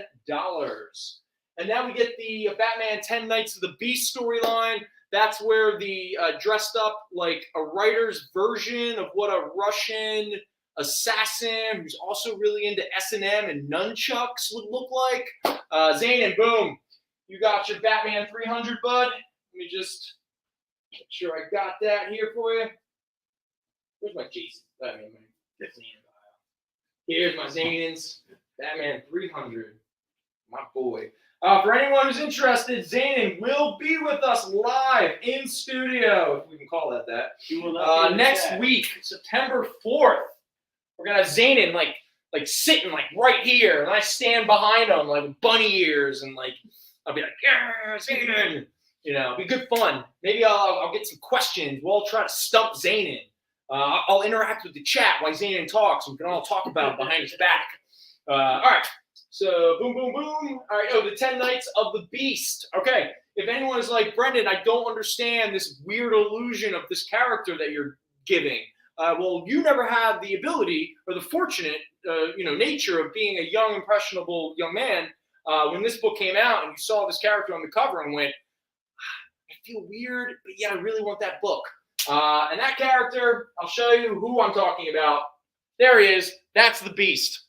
There he is. Again, I don't get the nunchucks, but maybe they're not nunchucks. It's the 90s. Maybe it's a little. Actually, no. This is 88. No, this is the 80s. I mean, what? This is the 80s, buddy. But again, this was like these Mike Zeck covers. And as a kid, I bought these for them, like thinking, and then I would open them up and I'd be like, "Oh, Jim Aparo, you're okay, but you know Mike Zeck." Anyway, this was a fun storyline back in 1988. Boom. This is Batman 417. That's a fine plus $7. Here you have issue 418. Very fine, $8. Issue 419 with that beautiful, infamous costume. Also, he is sort of hovering above a newsstand bar, which makes you think he might have an opinion about it. But again, this is 1988. You know what newsstand means in 88. Anyway, this is a very fine at $9. And again, I'm pretty sure Batman and the Beast are having a good hangout. This is issue number 420, very fine, $8. There we go. There's our Batman 10 Nights of the Beast. All right, and now we're going to get into some keys in regards to Tim. Yeah, KG Beast. Thank you, Art. Yes, Gary, nunchucks are dope. But again, look at the costume and ask yourself, why the nunchucks? Yeah, just saying. All right. Next up, boom, boom, boom. All right, I got saying. Okay, good. I'm caught up with the claims. All right. Oh wait, I was looking for my notes. That's right. Notes. I need notes. I don't know who anybody is. All right. Batman 436 with another beautiful George Perez cover and Batman Year 3. This issue is significant because it is the first appearance of Tim Drake, the young man who would later become the third Robin. Now, he's not Robin yet, but this is the issue where he and his father are first introduced. This is a Fine Plus copy of issue 436. Fine Plus copy at $12. And then we jump up to In a Lonely Place of Dying, a Joy Division song. That should be my song from the Joy Division Wilderness. All right. This is issue 442. This is a Fine Plus at $9. And this is the moment where Tim Drake wears the original Robin costume for the first time. So let's just be clear. He's not Robin officially yet. And he doesn't have his cool new costume that would be pretty much the costume he wore for most of the 90s, especially during his entire ongoing series, which ran for a very long time. So 442, Fine Plus, $9. Tim Drake puts on the original Robin costume for the very first time. But then comes this. Do you have the one where Batman gets his back broken by Bane? Yes, I do. Let me talk about this one real fast, and then I will grab that issue because it's right there. I'm staring at it. This is a high-grade copy for $20 of issue number 457. This is the issue where Tim Drake officially becomes Robin, and he wears his very iconic Robin costume for the very first time. And speaking of Batman getting his back broken, there you go. Issue number 497, high grade, $15. Again, what makes this book key? You're looking at it. Like, this was quite a big deal at the time it was released. Great freaking cover too. Yeah, it's great. Kelly Jones, the main Batman cover artist at that time, really doing a great job. Yeah. All right, cool. Just making sure, just checking in with you guys. All right. Okay, next up is 475, Batman 475. This is a high-grade copy at $10. And you ask yourself, or you ask me, why is it $10? And that reason, actually, I was more shocked that this book wasn't more valuable. More shocked, not more valuable. One day I'll learn how to talk pretty. I took good. Yeah, I was genuinely, I thought when I realized what made this book key, I thought it would have been more. I genuinely did. But this is the first appearance of Renee Montoya, who would later go on to be the lover of Batwoman and the Second Question. Plus, she was one of the bigger supporting characters on the original Batman, the animated series. So, first appearance of Renee Montoya, Batman 475. It's an error print, which means what? I should have doubled it. What makes it an error print? I'll show you. All right. Next up, we have Batman 488. Now we are about to build up towards the Nightfall storyline. This issue continues from the story from Batman Sword of Azrael, that 4-issue miniseries that introduced us to Jean-Paul Valley and Azrael. This is the issue where we see Azrael pretty much as Azrael in the Batman comic. High grade, $8. And then what? if you check the Indica, Indica? it doesn't say the actual issue number. It says 000. Oh, that's the error print? That's one of the 3 I think there is. All right, cool. So that what issue was that? 457. Oh wow! This is the error print edition. Newsstand, guys. Yeah, it has an error in it. My crack research team over here, they discovered that if you look at the Indica that no one looks at, what is it? When it says the price? No, it just says Batman 000. Oh, okay. Instead of Batman 457. Okay, it just says 00. So it's the 0000 issue. That's the weirdest. Yes. Okay. All right, that's fun. All right, cool. All right. So in case if that is a better selling point for you, you let me know. It is for me because I have 3 of them. Yeah. Oh, that's okay. Cool. So no wonder you're not grabbing it right now. Now we have Batman 489. This is a very fine minus at $9, and this is the issue that is also considered the second appearance of Bane and the first appearance of Jean-Paul Vallée in a bat costume. No, he is not in the bat costume you'll see him in later, but this was, especially in 1992, a very big deal. So very fine minus, $9. Second appearance of Bane. And then issue number 490 with one of the weirder looking early 90s Riddler character designs. This is a high-grade copy at $10. Again, part of this whole Bane and early Azrael issues.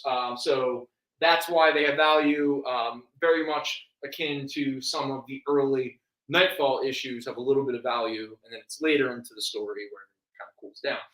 All right, so next up, 491.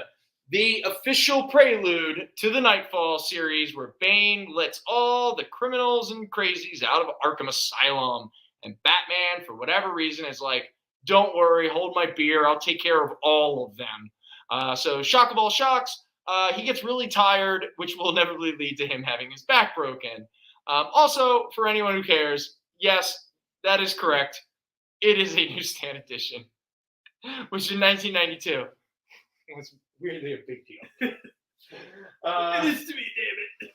And now we have Nightfall Part 1, one of the few that still carry a bit of value.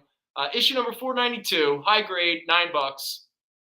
There you go. And we already showed the Batman Breaking of the Bat, and the last one with a teeny bit of value here we have is Batman issue 500. I think this might be the final part, or part 19 of the Nightfall storyline before it turns into like Night Crusade or Night Jamboree. What's his name takes over? Night Pajama Party, Night Brunch. It becomes all that stuff. So high grade, $10. That also had 2 covers too. Yes. Or are you confusing the Detective Comics issue? Oh, you're right. Where Bane is holding. It's the first time Bane kicks his butt.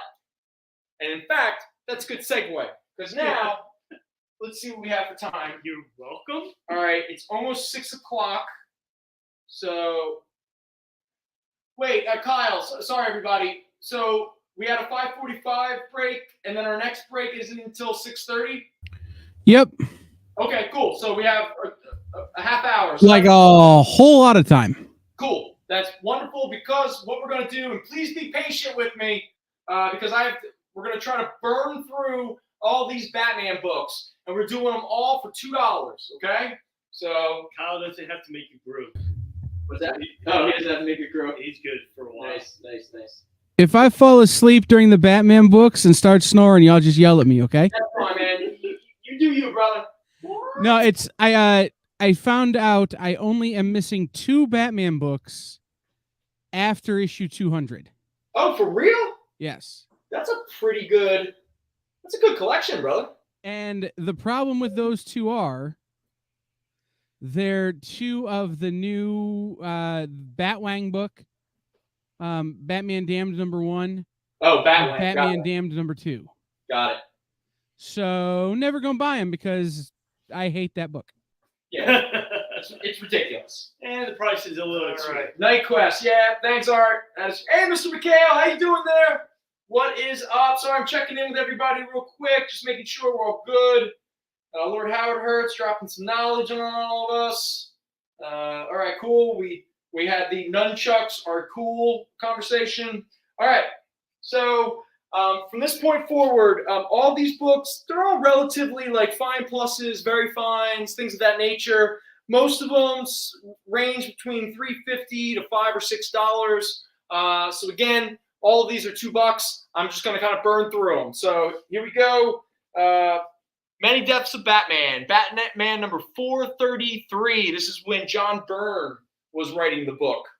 Batman 434. In fact, is there any way? No, I'll just. Kyle won't let me down. If someone claims anything, he'll say it. I'll check too, and I'll ruin it. 435. 437, part of that Batman Year 3 storyline. Copy of 437. 438, more Year 3. 439. Oh, now we're in the Lonely Place of Dying. What issue is this? 440? 441. 443. 444.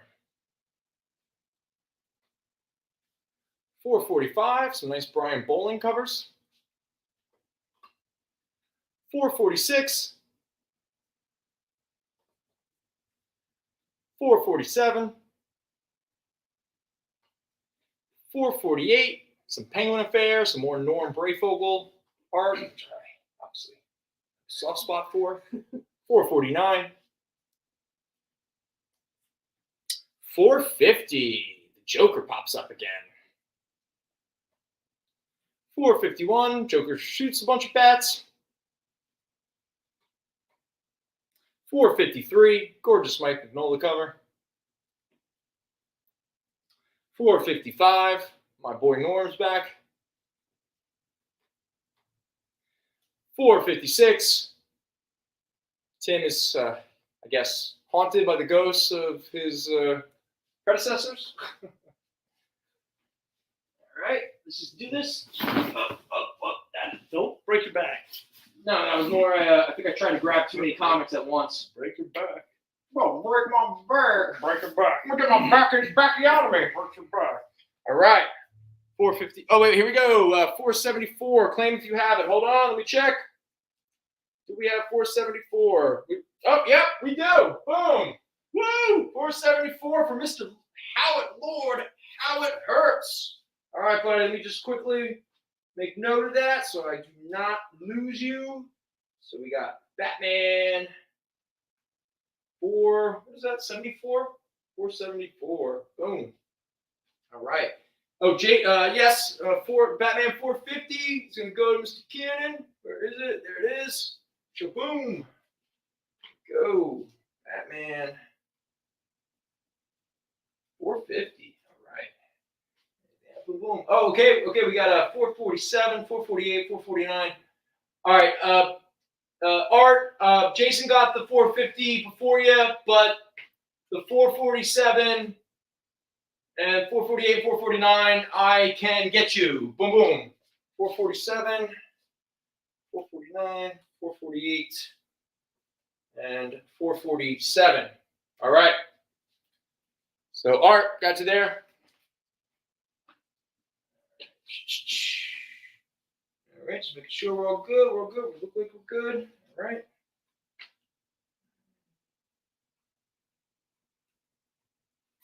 All right, it's 447, 448, and 449. All right. I got to keep these in the $2. The $2 area.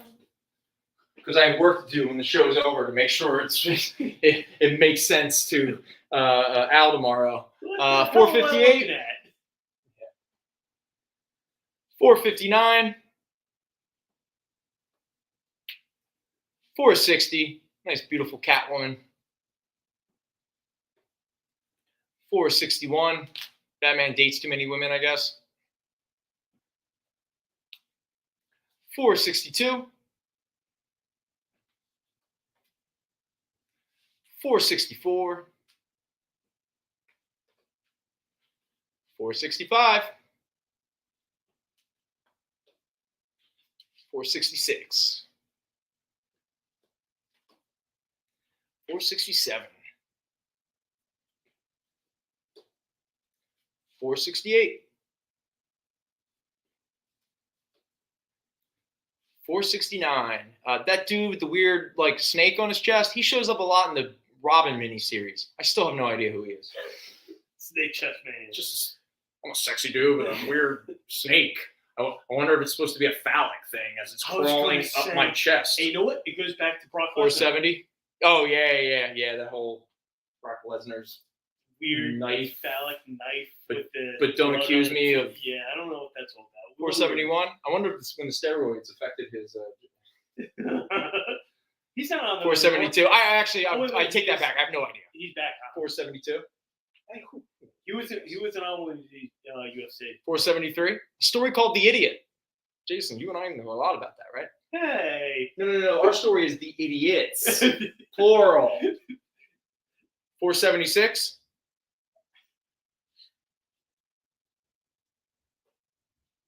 Oh, now we're into the Nightfall stuff. There's 493. Again, these are all $2. 495. 494. Okay, I got that out of order. Sorry. It happens. 496. Batman is having a really bad day. 498. What do you think Bane is saying to Catwoman? Do you think that that's like the equivalent of like when I was traveling in Europe? I always like to joke that the most dangerous job ever was being all your female friends' fake boyfriend whenever you go out to the bar, because there was always some dude who would go up to her and be like, "Hey, what's up?" And they'd be very uncomfortable, and he'd be like, "Oh, that's my boyfriend right over there. So could you please like leave me alone?" And 9 out of 10 times, the guy would not leave her alone. Instead, he would drunkenly walk up to me and be like, "I'm going to kick your ass," and I'd be like, "Why?" And he'd be like, "Because I'm going to." And I'm like, "Oh, because you think by kicking my ass that she's going to go home with you?" I don't understand the logic. It's not how these things work. Yeah, but I want to, all those female friends that I don't talk to anymore, thank you for putting my life in danger very often, because it was never one drunk dude. It was always one drunk dude who would then call forth his other drunk friends, and I would find myself. And by the way, other than doing it as an honorable thing, it wasn't like I was benefiting in any way other than having a really good friendship, let's just say. He's trying to be a nice guy. Yeah, I mean, come on. So Batman 498. Life's weird. 499. It is. 501. 502. 503. 504. 505. 506. 507. And last but not least, 508? 508. Yeah, I got it. You got it, Jason. You're so good. I know how to count. You're just too much fun. All right, let me check in real quick. I think we're all right. Cool. All right. I think we're good in that regard. All right, so let's move on to what are we going to sell next? What is next? What is next? Anyone interested in War of the Gods #1? First issue. It's a high grade. It's only $4. George Perez writes and illustrates it. It was his big company-wide crossover in what was that, 1991. Why am I always think it, because I always think 90 and 91 is the 80s. Because the 90s didn't really. No. I have this theory, and I'm pretty sure I've said it on the show before, so I apologize, and I'm not going to belabor the point. It's 2 years prior. It's almost still, every decade culturally sort of starts in the 2. Like, you need a buffer. It's a buffer period. It takes some time for the culture to transition. That's all. And this was before the internet when people had to talk about it, so it takes a little longer. Yeah, like, you know what 2 years I don't include in the 80s? 1980 and 1981.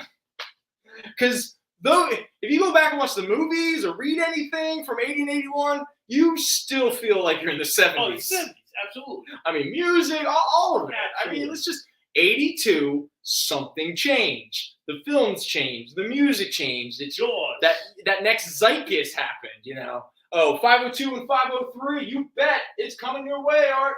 502 and 507 too. And which ones? 505 and 507. 505 and 507. Who are these for? Same guy. Oh, Art? Art's got him. Art? Or calling it arachnophobia? Arachno something? Arachnophobia. It's like a noivoid. Arachnoid.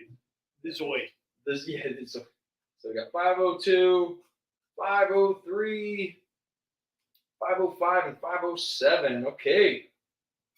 50. All right, there we go.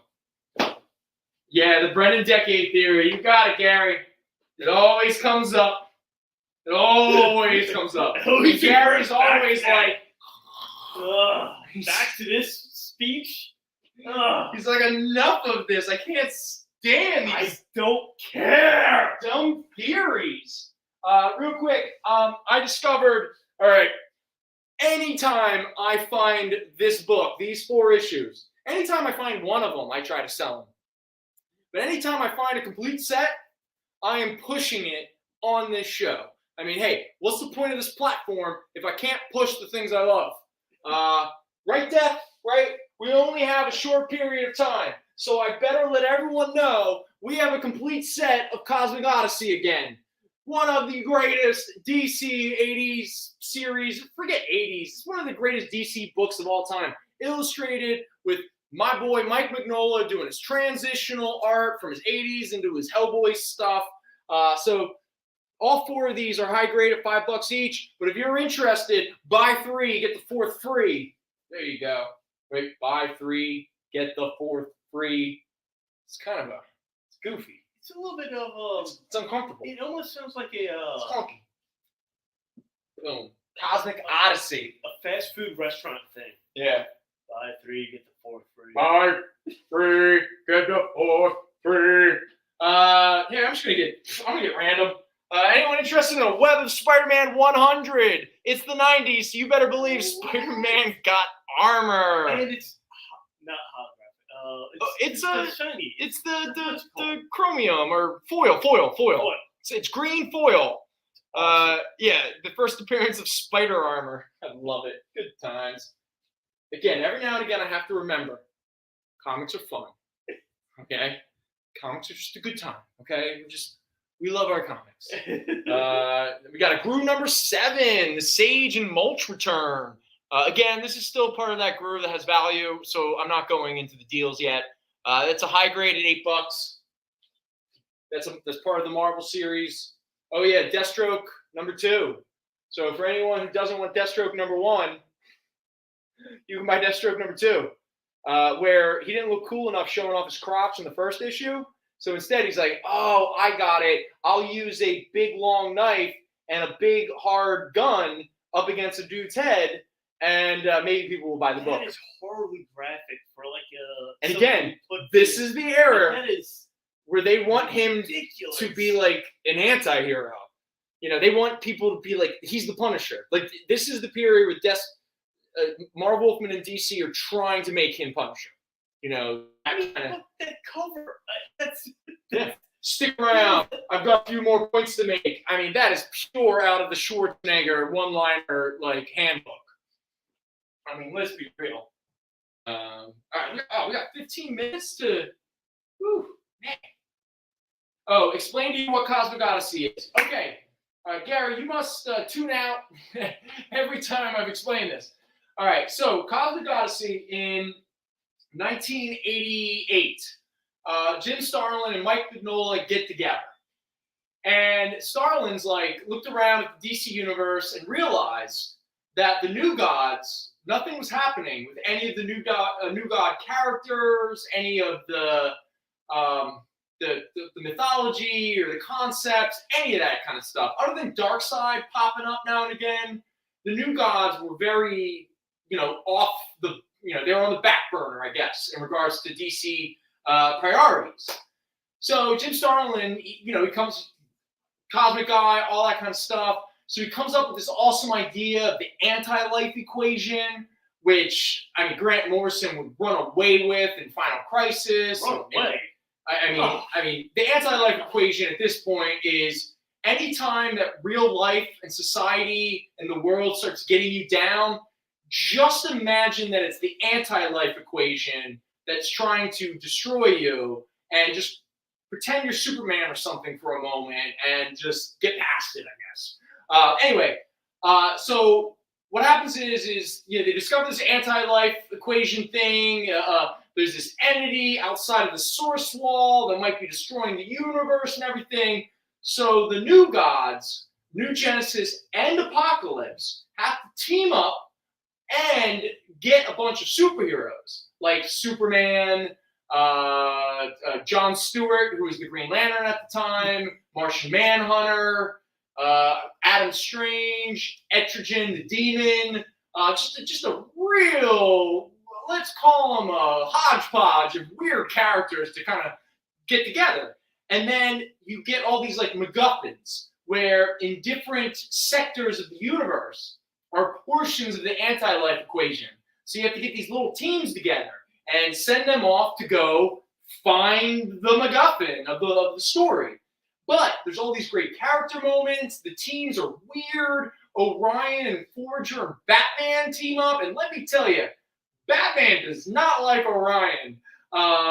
But more importantly, other than introducing the anti-life equation and also reintroducing the New Gods and the Fourth World stuff back into DC continuity, the main event, one of the biggest ripple effects from this storyline was when John Stewart, who was a young, brash, overconfident Green Lantern, while teamed up with Martian Manhunter, they go to this planet that starts with an X, and I can't remember its name, and I'll probably butcher it anyway.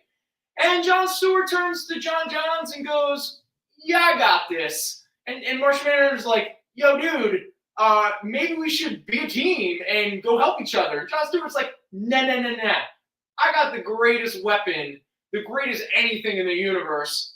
I got this. And I have it so in the bag.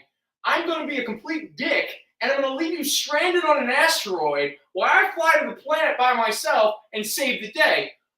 But when he gets there, you got this anti-life bomb. Oh, shock of shock, some alien dude painted it yellow. And so John Stewart couldn't save the planet. The bomb goes off. The entire sector is obliterated. I mean, just billions and billions and billions of living sentient creatures just dead over genocide. And that would be the defining moment of John Stewart's life. It'd be the moment that would lead to John Stewart's very first ongoing series, Green Lantern Mosaic. It would be, let's just say, it would be a burden of guilt and responsibility he would carry for the rest of his life, career, comic book existence, all that kind of stuff. So there you go. Just a wild, fun, with just all this awesome Mike Mignola art and Jim Starlin just being all cosmic Starlin. Because at the time he was writing Batman, like killing Robin and whatever. And you could feel Jim Starlin's like, you know what I really want to do? Take some acid and write a bunch of Fourth World characters. And I'm pretty sure that's what he did.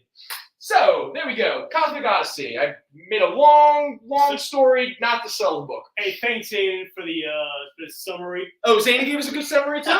He right when he started, he posted a summary, and that was it. It happens. What are you going to do? You know, I'm only here for 2.5 hours. I'll be here till 7, folks. All right. What do we got? Okay, so we got our Batmans. If anyone's interested in any other Batmans, They're all up there. We got it. It's all good. Let's move on to, what else are we going to move on to? Oh, let's do some Deathstroke Terminators, but they're all going to be $1. All right, so let me grab my Deathstrokes. Where are you, Deathstroke? Where are you? Where are you? Come out, wherever you are. All right, this is not fun. Can't find my Death. Oh, there they are. I got them. I found them, folks. Don't worry. I know you were all so upset waiting for it. All right.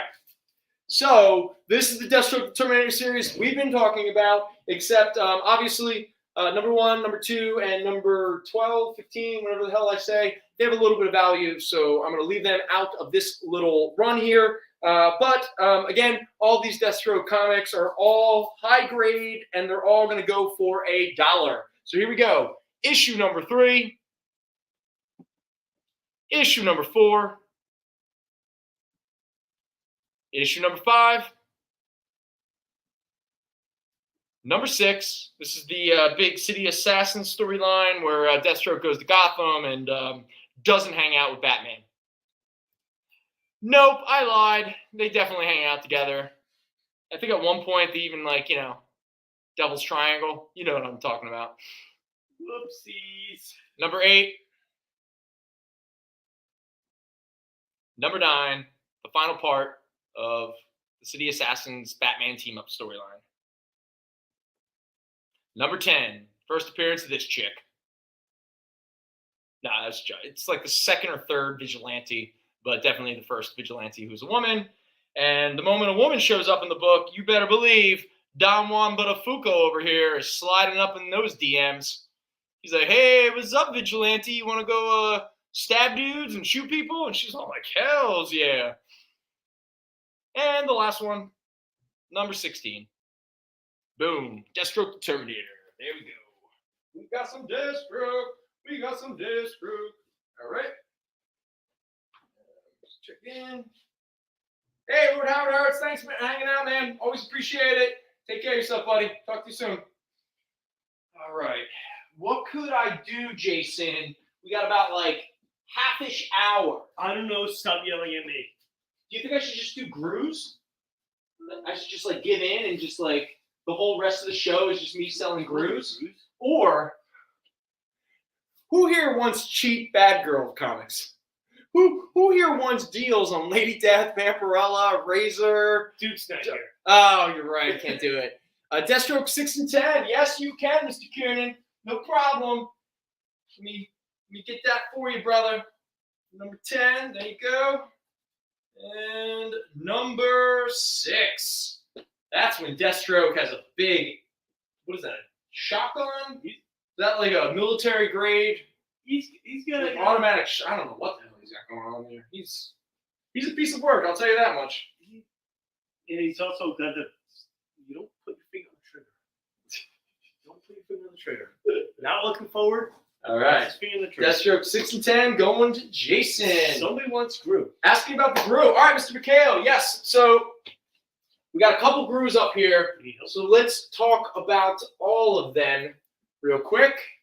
So what we have left from the early Grus is the very beginning of the Marvel Epic Comics Gru series. So this here from Marvel Comics is the very first issue of their 120-issue run, including 2 original graphic novels, The Death and The Life of Gru. This is a high-grade copy at $20. And then we have issue number 2, high grade at $8. Issue number 3, high grade at $8. And issue number 7, The Return of Sage and Mulch. Though at this time, I'm pretty sure they hadn't given the name yet of Sage's dog. He would be later in a later comic book revealed to have the name Mulch.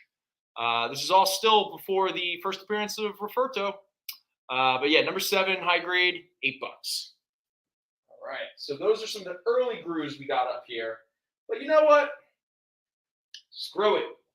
Let's burn through some Grus. Woo! Let's do some Grus.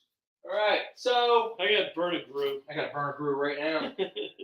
All right, so what we're going to do until everyone gets bored is we're going to do $2 grooves. Okay, so all of these are high grades, very fine pluses, very fines, and the thing about, again, this guy's collection, all of the covers gorgeous. The books are, except the pages are all already like yellowing or something along those lines. Again, we're talking about books from we're closing in on 40 years.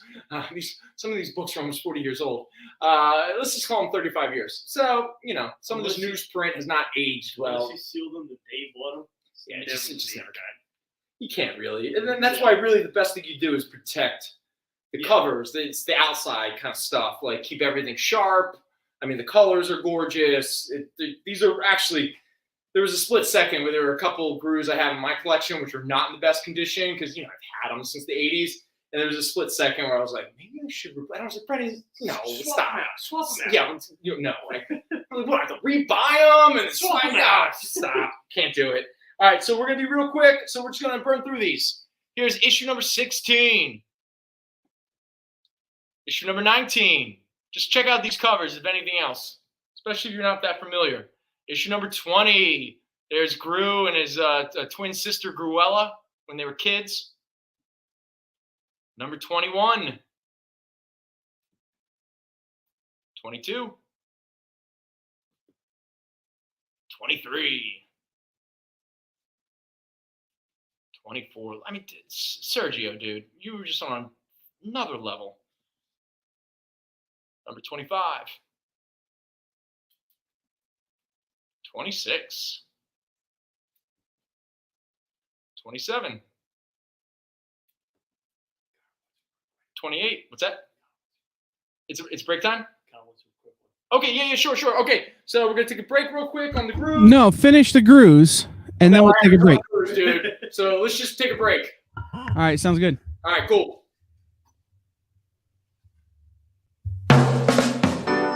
Get the inside scoop on everything happening at the experience every week.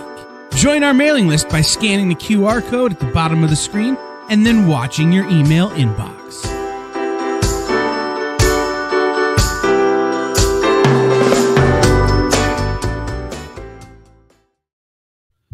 What's up, Chad? It's producer Kyle. This is a quick break reminding you that if you sign up now, between now and September 30th for our mailing list, which you can scan the QR code or go to the URL there at the bottom of the screen, you'll be entered for a chance to win a slabbed comic, which has been donated by our friends at Dynamic Forces.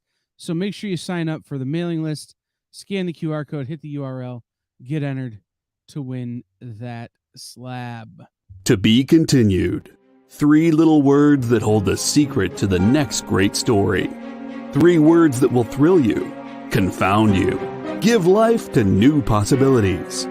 Every variation of To Be Continued is a promise of adventure, a promise of excitement, a promise of unseen wonders and unexplored worlds.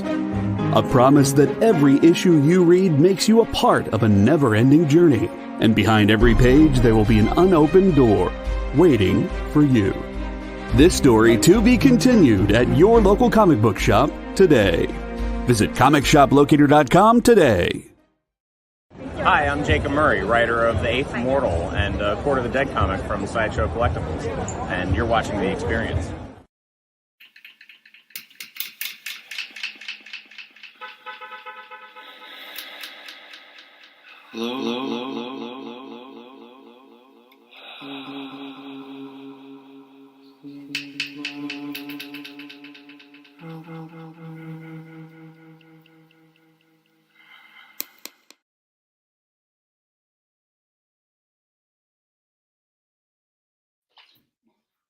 Welcome back, everybody. I'm grabbing comics. I'm trying to make this work. So here we go. We've already gone through a bunch of grooves. We've done our Deathstrokes. The more I think about it, Deathstrokes. Oh, we got Zanin. All right. Cool. We got another song. For anyone who's not aware, we're doing a mixtape. Just suggest a song. Don't overthink it. Where's my little list here? Hey, Dave. What's up, buddy? Mr. Lamazov, how are you? What just doing my... There it is. Here it is. David, you have to sign up and opt in. So you got to scan the QR code or go to the URL to get signed up. Ooh, all grow. Okay, Mr. McHale. Okay, all brews in the 20s. All right, here we go. So let me just make sure. So we got issue 29, 28, 27, 26, 25, 24, 23, 22, 21. So that is 21 and 20, 20 through 29. That's all the 20s, $2 each. So I'm going to put you down for that. If you change your mind or you're like, nah, it's not actually what I meant, you let me know. All right. Bear with me here. Just let me catch up. Make sure I write that down. Mr. McHale. All right.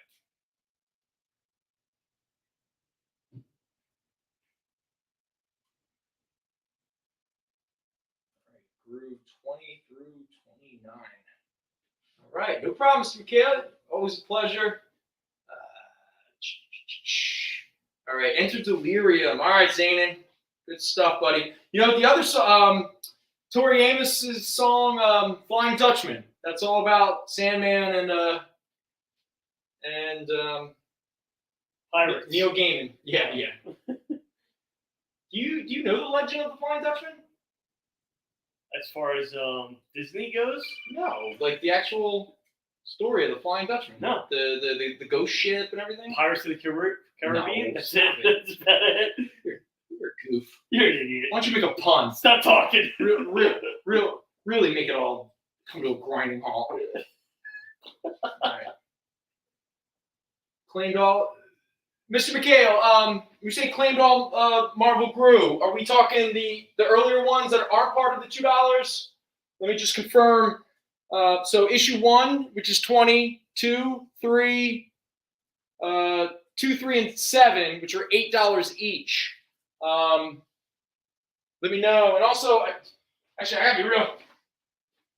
All right. So let's figure this out. All right, so these 4 Grews are the Marvel Grews, but they're not part of the $2.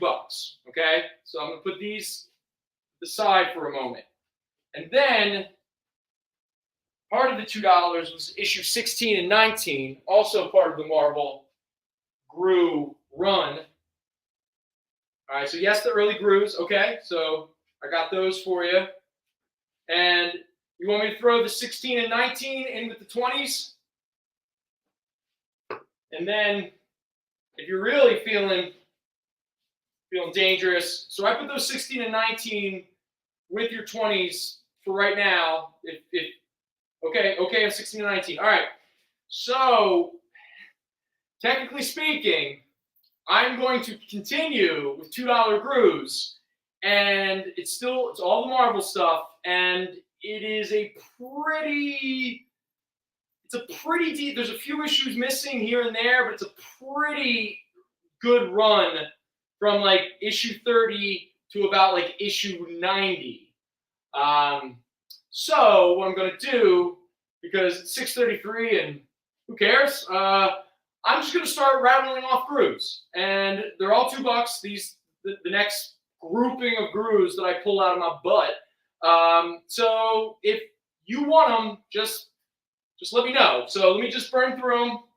You'll make you brew the Grews? Yeah. Hey, man, I enjoyed pricing these up. I loved it. All right, so we got issue 30, 31, 32. Oh, look at those best friends. I always love the running gag that Gru always thinks he might eat Roberto for dinner.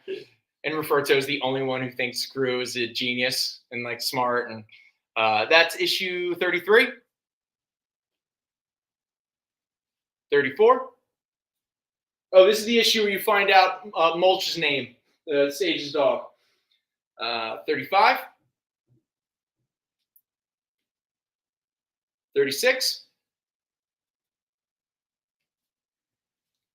37, 38.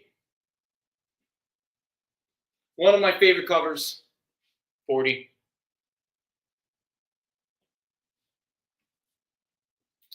41. Some more young Gru. I always love those stories with his grandmother. 42. Guess who Gru is?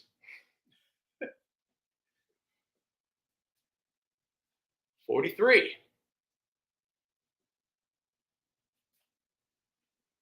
44. 45. Another favorite cover of mine. 46. 47. 48.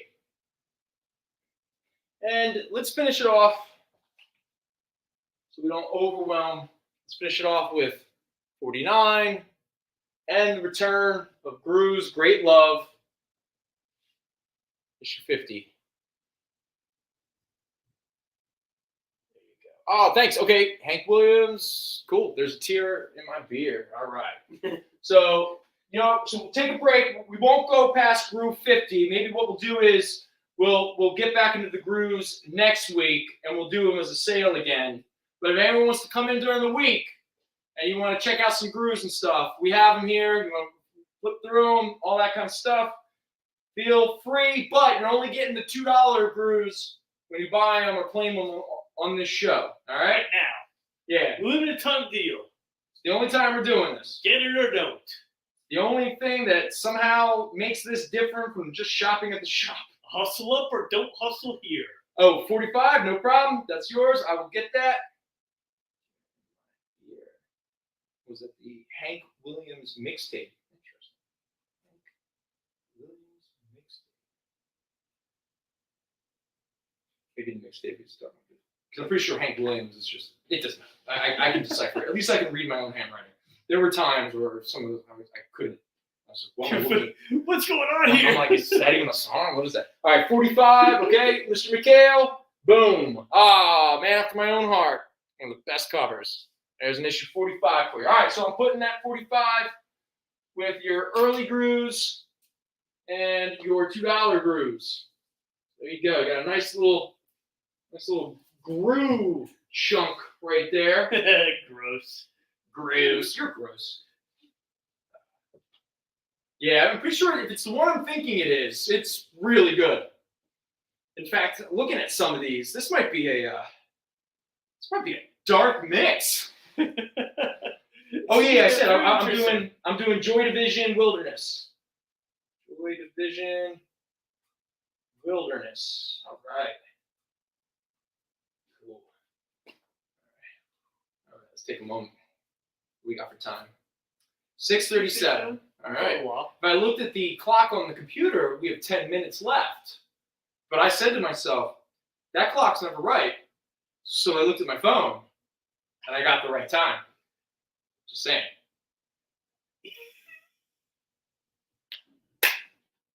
All right. What are we on to next? 20 minutes. We can all do it. All right. We can do it. I'm going to pound this monster. And hopefully my heart doesn't explode. All right. I can't drink Monster anymore. Okay, here we go. Let's have some fun. All right. So first up, we have Willow #1, mid-grade, $8, okay? So bear with me here. And then we have Willow #2, very fine minus, for $4, okay? And then we have Willow #3, VG, for $1.50. So, $10 for all three. Let me know. Also, we have a newsstand edition and a fully polybagged, sealed book with a free air fouler enclosed. It ain't no the pink credit card. Yeah, it's funny that you say that because Willow #1 actually went up in value a teeny bit, but I guess when it starts out at like $3 or $4, even doubling or tripling in value, I guess is a big. I have a magazine-sized Willow book that actually has Warwick Davis on the front of it. Oh, that's the one. Yeah, that's the one with the real value. Because in fact, the one that you have, these 3 issues is just the comic reprint version of that special magazine or whatever. Right. I was shocked that was the only thing that went up, really. Yeah. It's kind of like, what's the other book that was kind of like that? It doesn't matter. Yes, you can get all the Willows, Mr. Kiernan. All right. $10 Willows. Boom, boom. Willow. All right. Let me just put that there. All right. Don't let me forget. I offered it all for $10. That's the one thing. Sometimes when I'm making some of these deals in my head, I'm like, oh, I better really remember at the end. Like, that's $1, that's $2, that's where I really start to F up. Marker on the bag. Yeah, I'll just start markering the bag. But the one I'm talking about, high grade, still sealed, got the air fouler, it's got the newsstand, it's got an awesome painted cover. I am talking about Marvel Comics, Ren and Stimpy, #1, high grade, $16. And in celebration of Ren and Stimpy #1, all of these Ren and Stimpies that I have here, which is a total of 4, I'm going to give them all away for a buck each. So there's Ren and Stimpy #3, $1. Ren and Stimpy #4, $1. And Ren and Stimpy #13, $1. And if you read only one Demented Holiday Special, especially around, Christmas, this is the one. Ren and Stimpy #15, only $1. Now, sort of like the Willow thing, there was a Marvel special that came out that adapted this film. And then they put out a 3-issue limited series that pretty much just broke up that special into 3 parts, 3 issues. I do not have issue 2. I do have issue 3, but it was kind of weird to bring out issue 1 and 3 without 2. But just for fun and because I love the movie, and why not? Let's use this platform and this show to also remember all of the weird stuff that this industry has published and pushed upon us over the decades. And let us never forget one of the greatest Sam Raimi movies of all time, Darkman, #1. Boom. Yes, you can get Ren and Stumpy #1, Mr. Kiernan. There you go, Ren and Stumpy. You would think someone could spell. Autocorrect. Stimpy's not a word. Stumpy is. All right, so my boy's getting his Ren and Stumpy. Don't worry. Yes, the Willow graphic novels have value. Yep, there you go. Thank you, Fat Jack. Appreciate it. See, again, I have Guardian Angel. Next up, let's have another trip down memory lane. Who remembers the Double Dragon comic book series? If you don't, ba-bam! With a little cover by Larry Stroman, 2 dudes looking cool. But more importantly, this is a high grade at $4, but I'm probably not going to sell it for $4. There's #2 with a really cool Arthur Adams cover. And then we got #3 with a Steve Lytle cover. That's pretty cool. And if anyone's interested in these 3 issues, $2 each. So if you want all 3 of them, it only costs you $6. No, actually, I take that back. If you take all 3 of them, you can have them for $5. All right. Next up, we got. Okay. So, what was the Larry Stroman book? Oh, it's not really a Larry Stroman book. It's just a Larry Stroman cover. That is Double Dragon #1, where he did the cover.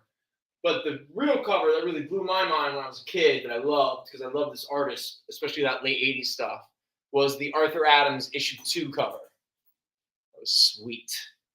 And then Steve Lytle. Am I right pronouncing that right? Steve Lytle. Yeah. He did the cover to #3. And I believe this was like a 4 or 5 issue miniseries. I don't know if I've ever seen any other issue other than the first 3. So, I don't think there's anything past that. I don't know. If anyone wants some fun kind of homage stuff, we have Marvel Comics' very first Mighty Mouse comic from 1991 or so. Here we go. Mighty Mouse #1 with a nice little Dark Knight Returns homage cover. Here you go. It's a high grade and only $3. But we also have issue number 3, where Mighty Mouse fights Mighty Namor, I guess. But what's actually kind of funny about this cover, John Byrne drew this cover. Like, this is actually Byrne doing his version of Mighty Mouse, and obviously homaging himself, which he had a propensity to do a lot. Him and Neil Adams they were kind of like, I made iconic covers. So 40 years later, I'm going to do another cover, which is based off of me, and I'll crush it. Just because it's fun, Samurai Cat, number 1. I guess Usagi Yojimbo and the Teenage Ninja Turtles were a really big deal. So Marvel Epic were like, we need our own. And so boom, Samurai Cat number 1. This is fun. You can have it for $2. Actually, this is a VG because somebody put like a grocery store sticker, like a 10-cent price sticker on the book, which kind of messes up the value a bit.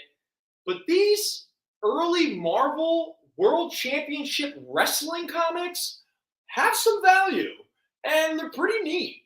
This is all about Lex Luger being Lex Luger, but here it is, World Championship Wrestling number 1, just $2. Because again, it's got a 10-cent price sticker. I don't know, it's like a flea market or something. And in case anyone wants a Felix the Cat, number 1, Harvey Comics, 80s. Sort of akin to that story we were talking about last week, which I found out it was actually a comic book store that, yes, Samurai Cat is so dumb, it is awesome. You are correct, my friend. All right. Oh, you're meeting Larry soon. Well, I'm happy to hear Larry Stroman is alive. He just sort of, he's not, he just disappeared. Oh, Gary's claiming the World Wrestling. All right. Let's get that bad boy for you. All right. Ha-ha. Gary loves, and the Felix the Cat. All right. Nice. Little fun time there. All right, Gary.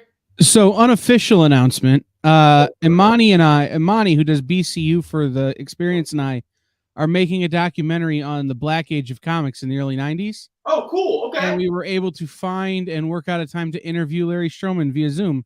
So it'll be cool to talk to him about it. Dude, that's awesome. I mean, he was such a good artist, and then he got that Image deal, put out, 1-2 issues of Tribe, and then just disappeared? Well, I mean, if we made the kind of money he made on Tribe, we would just disappear too. Yeah, and that was one of the big problems of some of those, I mean, if I made half the money he made on Tribe, I would disappear. Yeah, oh God, I would too. Well, again, Dale Keown went on tour with his band and did a ton of drugs. Joe Madureira and J. Scott Campbell pretty much just ate tacos and played video games.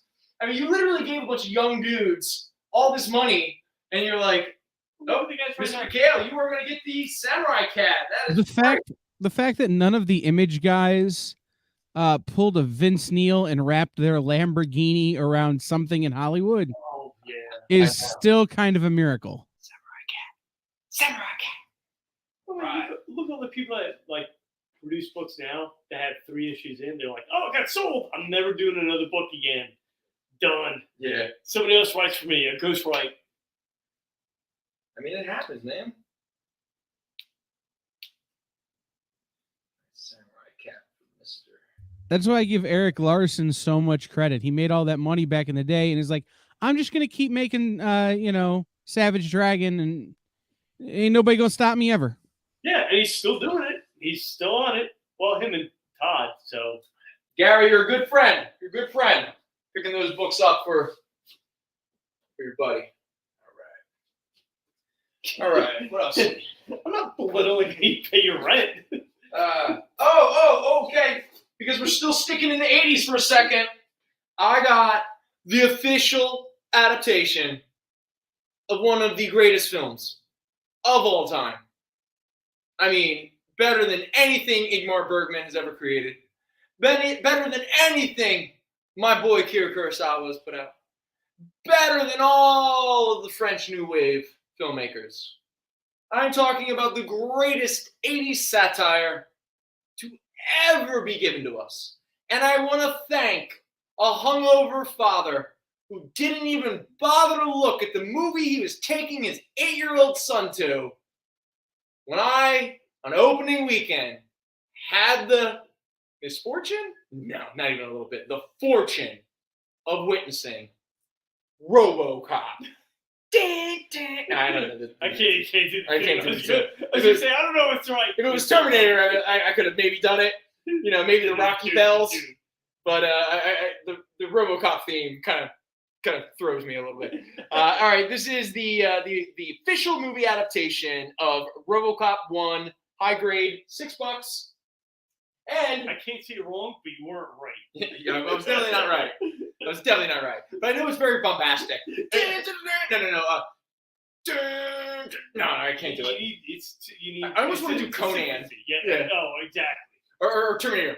Wait. That's all it is. That's it. It's great. It's a synthesized thing. Yeah, it's brilliant. No, you can't. Is it as... Oh, that is cool. Hey, don't worry. Philly built a Rocky statue. The greatest athlete in Philly history is fictional. And they brought it down from the top of the museum steps to the bottom. Yeah. And I mean, you have Rocky and you have Tony Danza in that movie where he's the garbage man who can kick a football. I think you win. Kyle, you serious with that? Oh man. Detroit has RoboCop and... Excuse me. We have the... Was I watching? Wasn't SmackDown recently in Detroit? And they were doing like, oh no. It was the HBO Max Hard Knocks show about the Detroit Lions, and so they the opening credits is the players working out interspersed with cars being made. Yeah, that's pretty much what happens there. Eventually Detroit will build a statue to Jack White, and everyone will just think it's a statue of the hipsters that have moved in. No one will realize anything about the white stripes.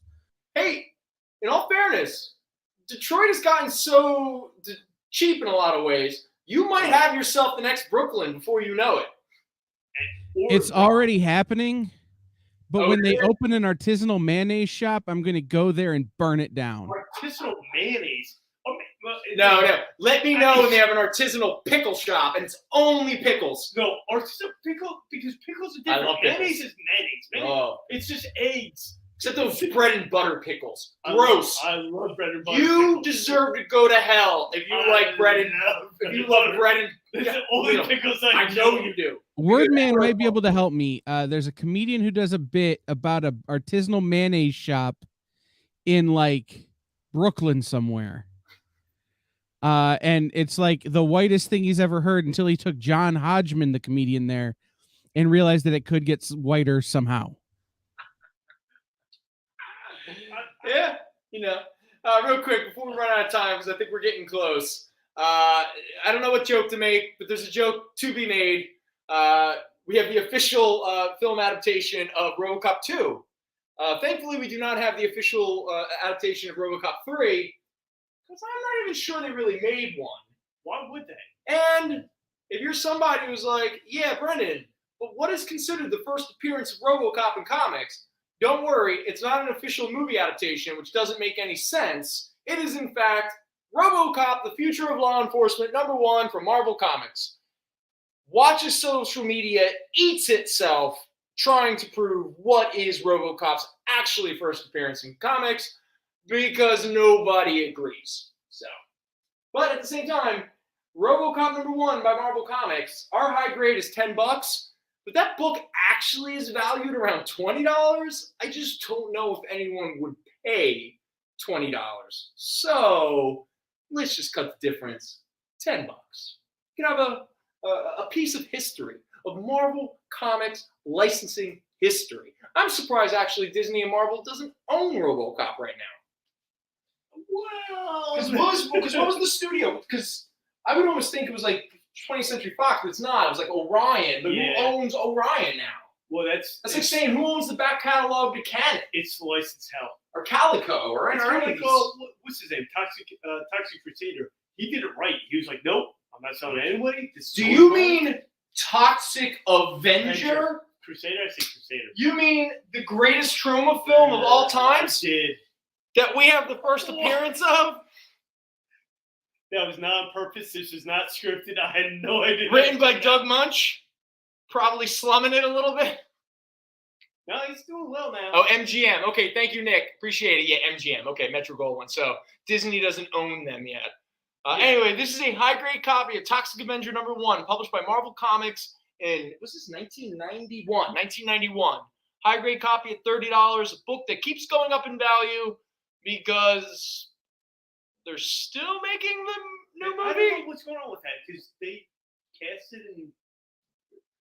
And you get #2. Now this is funny. I don't know if I ever noticed this before. A lot of people forget that around this time, 1990, 1991, when most people thought about Toxic Avenger, they weren't thinking about Toxic Avenger. They were thinking like what this child was thinking about. The Toxic Crusaders, the animated cartoon for children based off of an R-rated or kind of an unrated man, I saw the movie before I saw the cartoon. Relax. Let us never forget, because this is still before 1992 when this cartoon was around. So it falls into, it's still part of the 80s. And if one thing we learned about the 80s, most of the stuff made for children were made by a bunch of coked out executives who thought an R-rated film would make a great children's cartoon. I'm looking at you, Toxic Crusaders, RoboCop, Rambo, Chuck Norris Karate Commandos, the Conan cartoon. It's insane. Anyway, this was a fun little blurb where it goes, based on the original Troma trilogy, this ain't no toxic tune. High grade, $6. I mean, the first 5 minutes of the movie, they're like got a rhino guy having sex in a. Oh no, the original where they and I was like, run over. When they literally murder children and elderly people with their car. It was great. When they have gratuitous sexual scenes. When they make fun of, let's just be honest, nothing about it is politically correct, even for 1990s terms. It's trauma. It's trauma. And the tough thing is, it really wasn't like satire. Oh, okay, Mr. McHale. All right, all right. Oh, sorry about that, bud. We have a claim. #2, Toxic. Yep. Mr. McHale, that is yours, bud. Let's see, where's it? There it is. It's trauma. Trauma does. Here we go. That was a high grade at $6. There you go, Mr. McHale. That is yours. All right, everybody. We're coming to the end. So if anyone wants to give any more song suggestions, I'm open to them. Though I gotta be honest. 1, 2, 3, 4, 5, 6, 7, 8. 8's not too bad. I haven't given mine yet. Oh, you haven't given yours yet. So you gotta give yours. I will. Did you even give one last week? I did. Which one was it? Maybe we should hold on to that. We'll play the game. Can I figure out which song in each mix is Jason's? All right, everybody. So thank you so much for being patient, trying something new. New being me running back and forth and trying to keep up with all this. We'll see how it goes going forward. But again, I really appreciate everyone who tuned in on our little moment here with the experience. I look forward to going forward. Kyle, thank you so much for all your help. I really appreciate everything you and the experience do for Fat Jacks. We really appreciate it. I got everyone's books here. I'm pretty sure most of the people we've got are all people we know, Philly and Jersey peeps. So, you know, but we will be back again next Sunday, like every Sunday, 4:30 to 7 o'clock. On our Facebook page, we have the static links. I put the static links up on the Instagram. We'll try to keep this going with these links and stuff. I'll get him the direct links earlier in the week this week. Cool. Yeah. All right. Perfect. It's a holiday Sunday, so. All right. We got to. Mr. Lamazoff, David, thank you so much for tuning in. Always appreciate your support, man. Gary, you the man, dude. I think he still lives here in Brooklyn. Wait, who still lives there in Brooklyn? Oh, Wyatt Cenac? Oh, that's cool. I like Wyatt Cenac. What was that show he did for TBS with the aliens? That was good.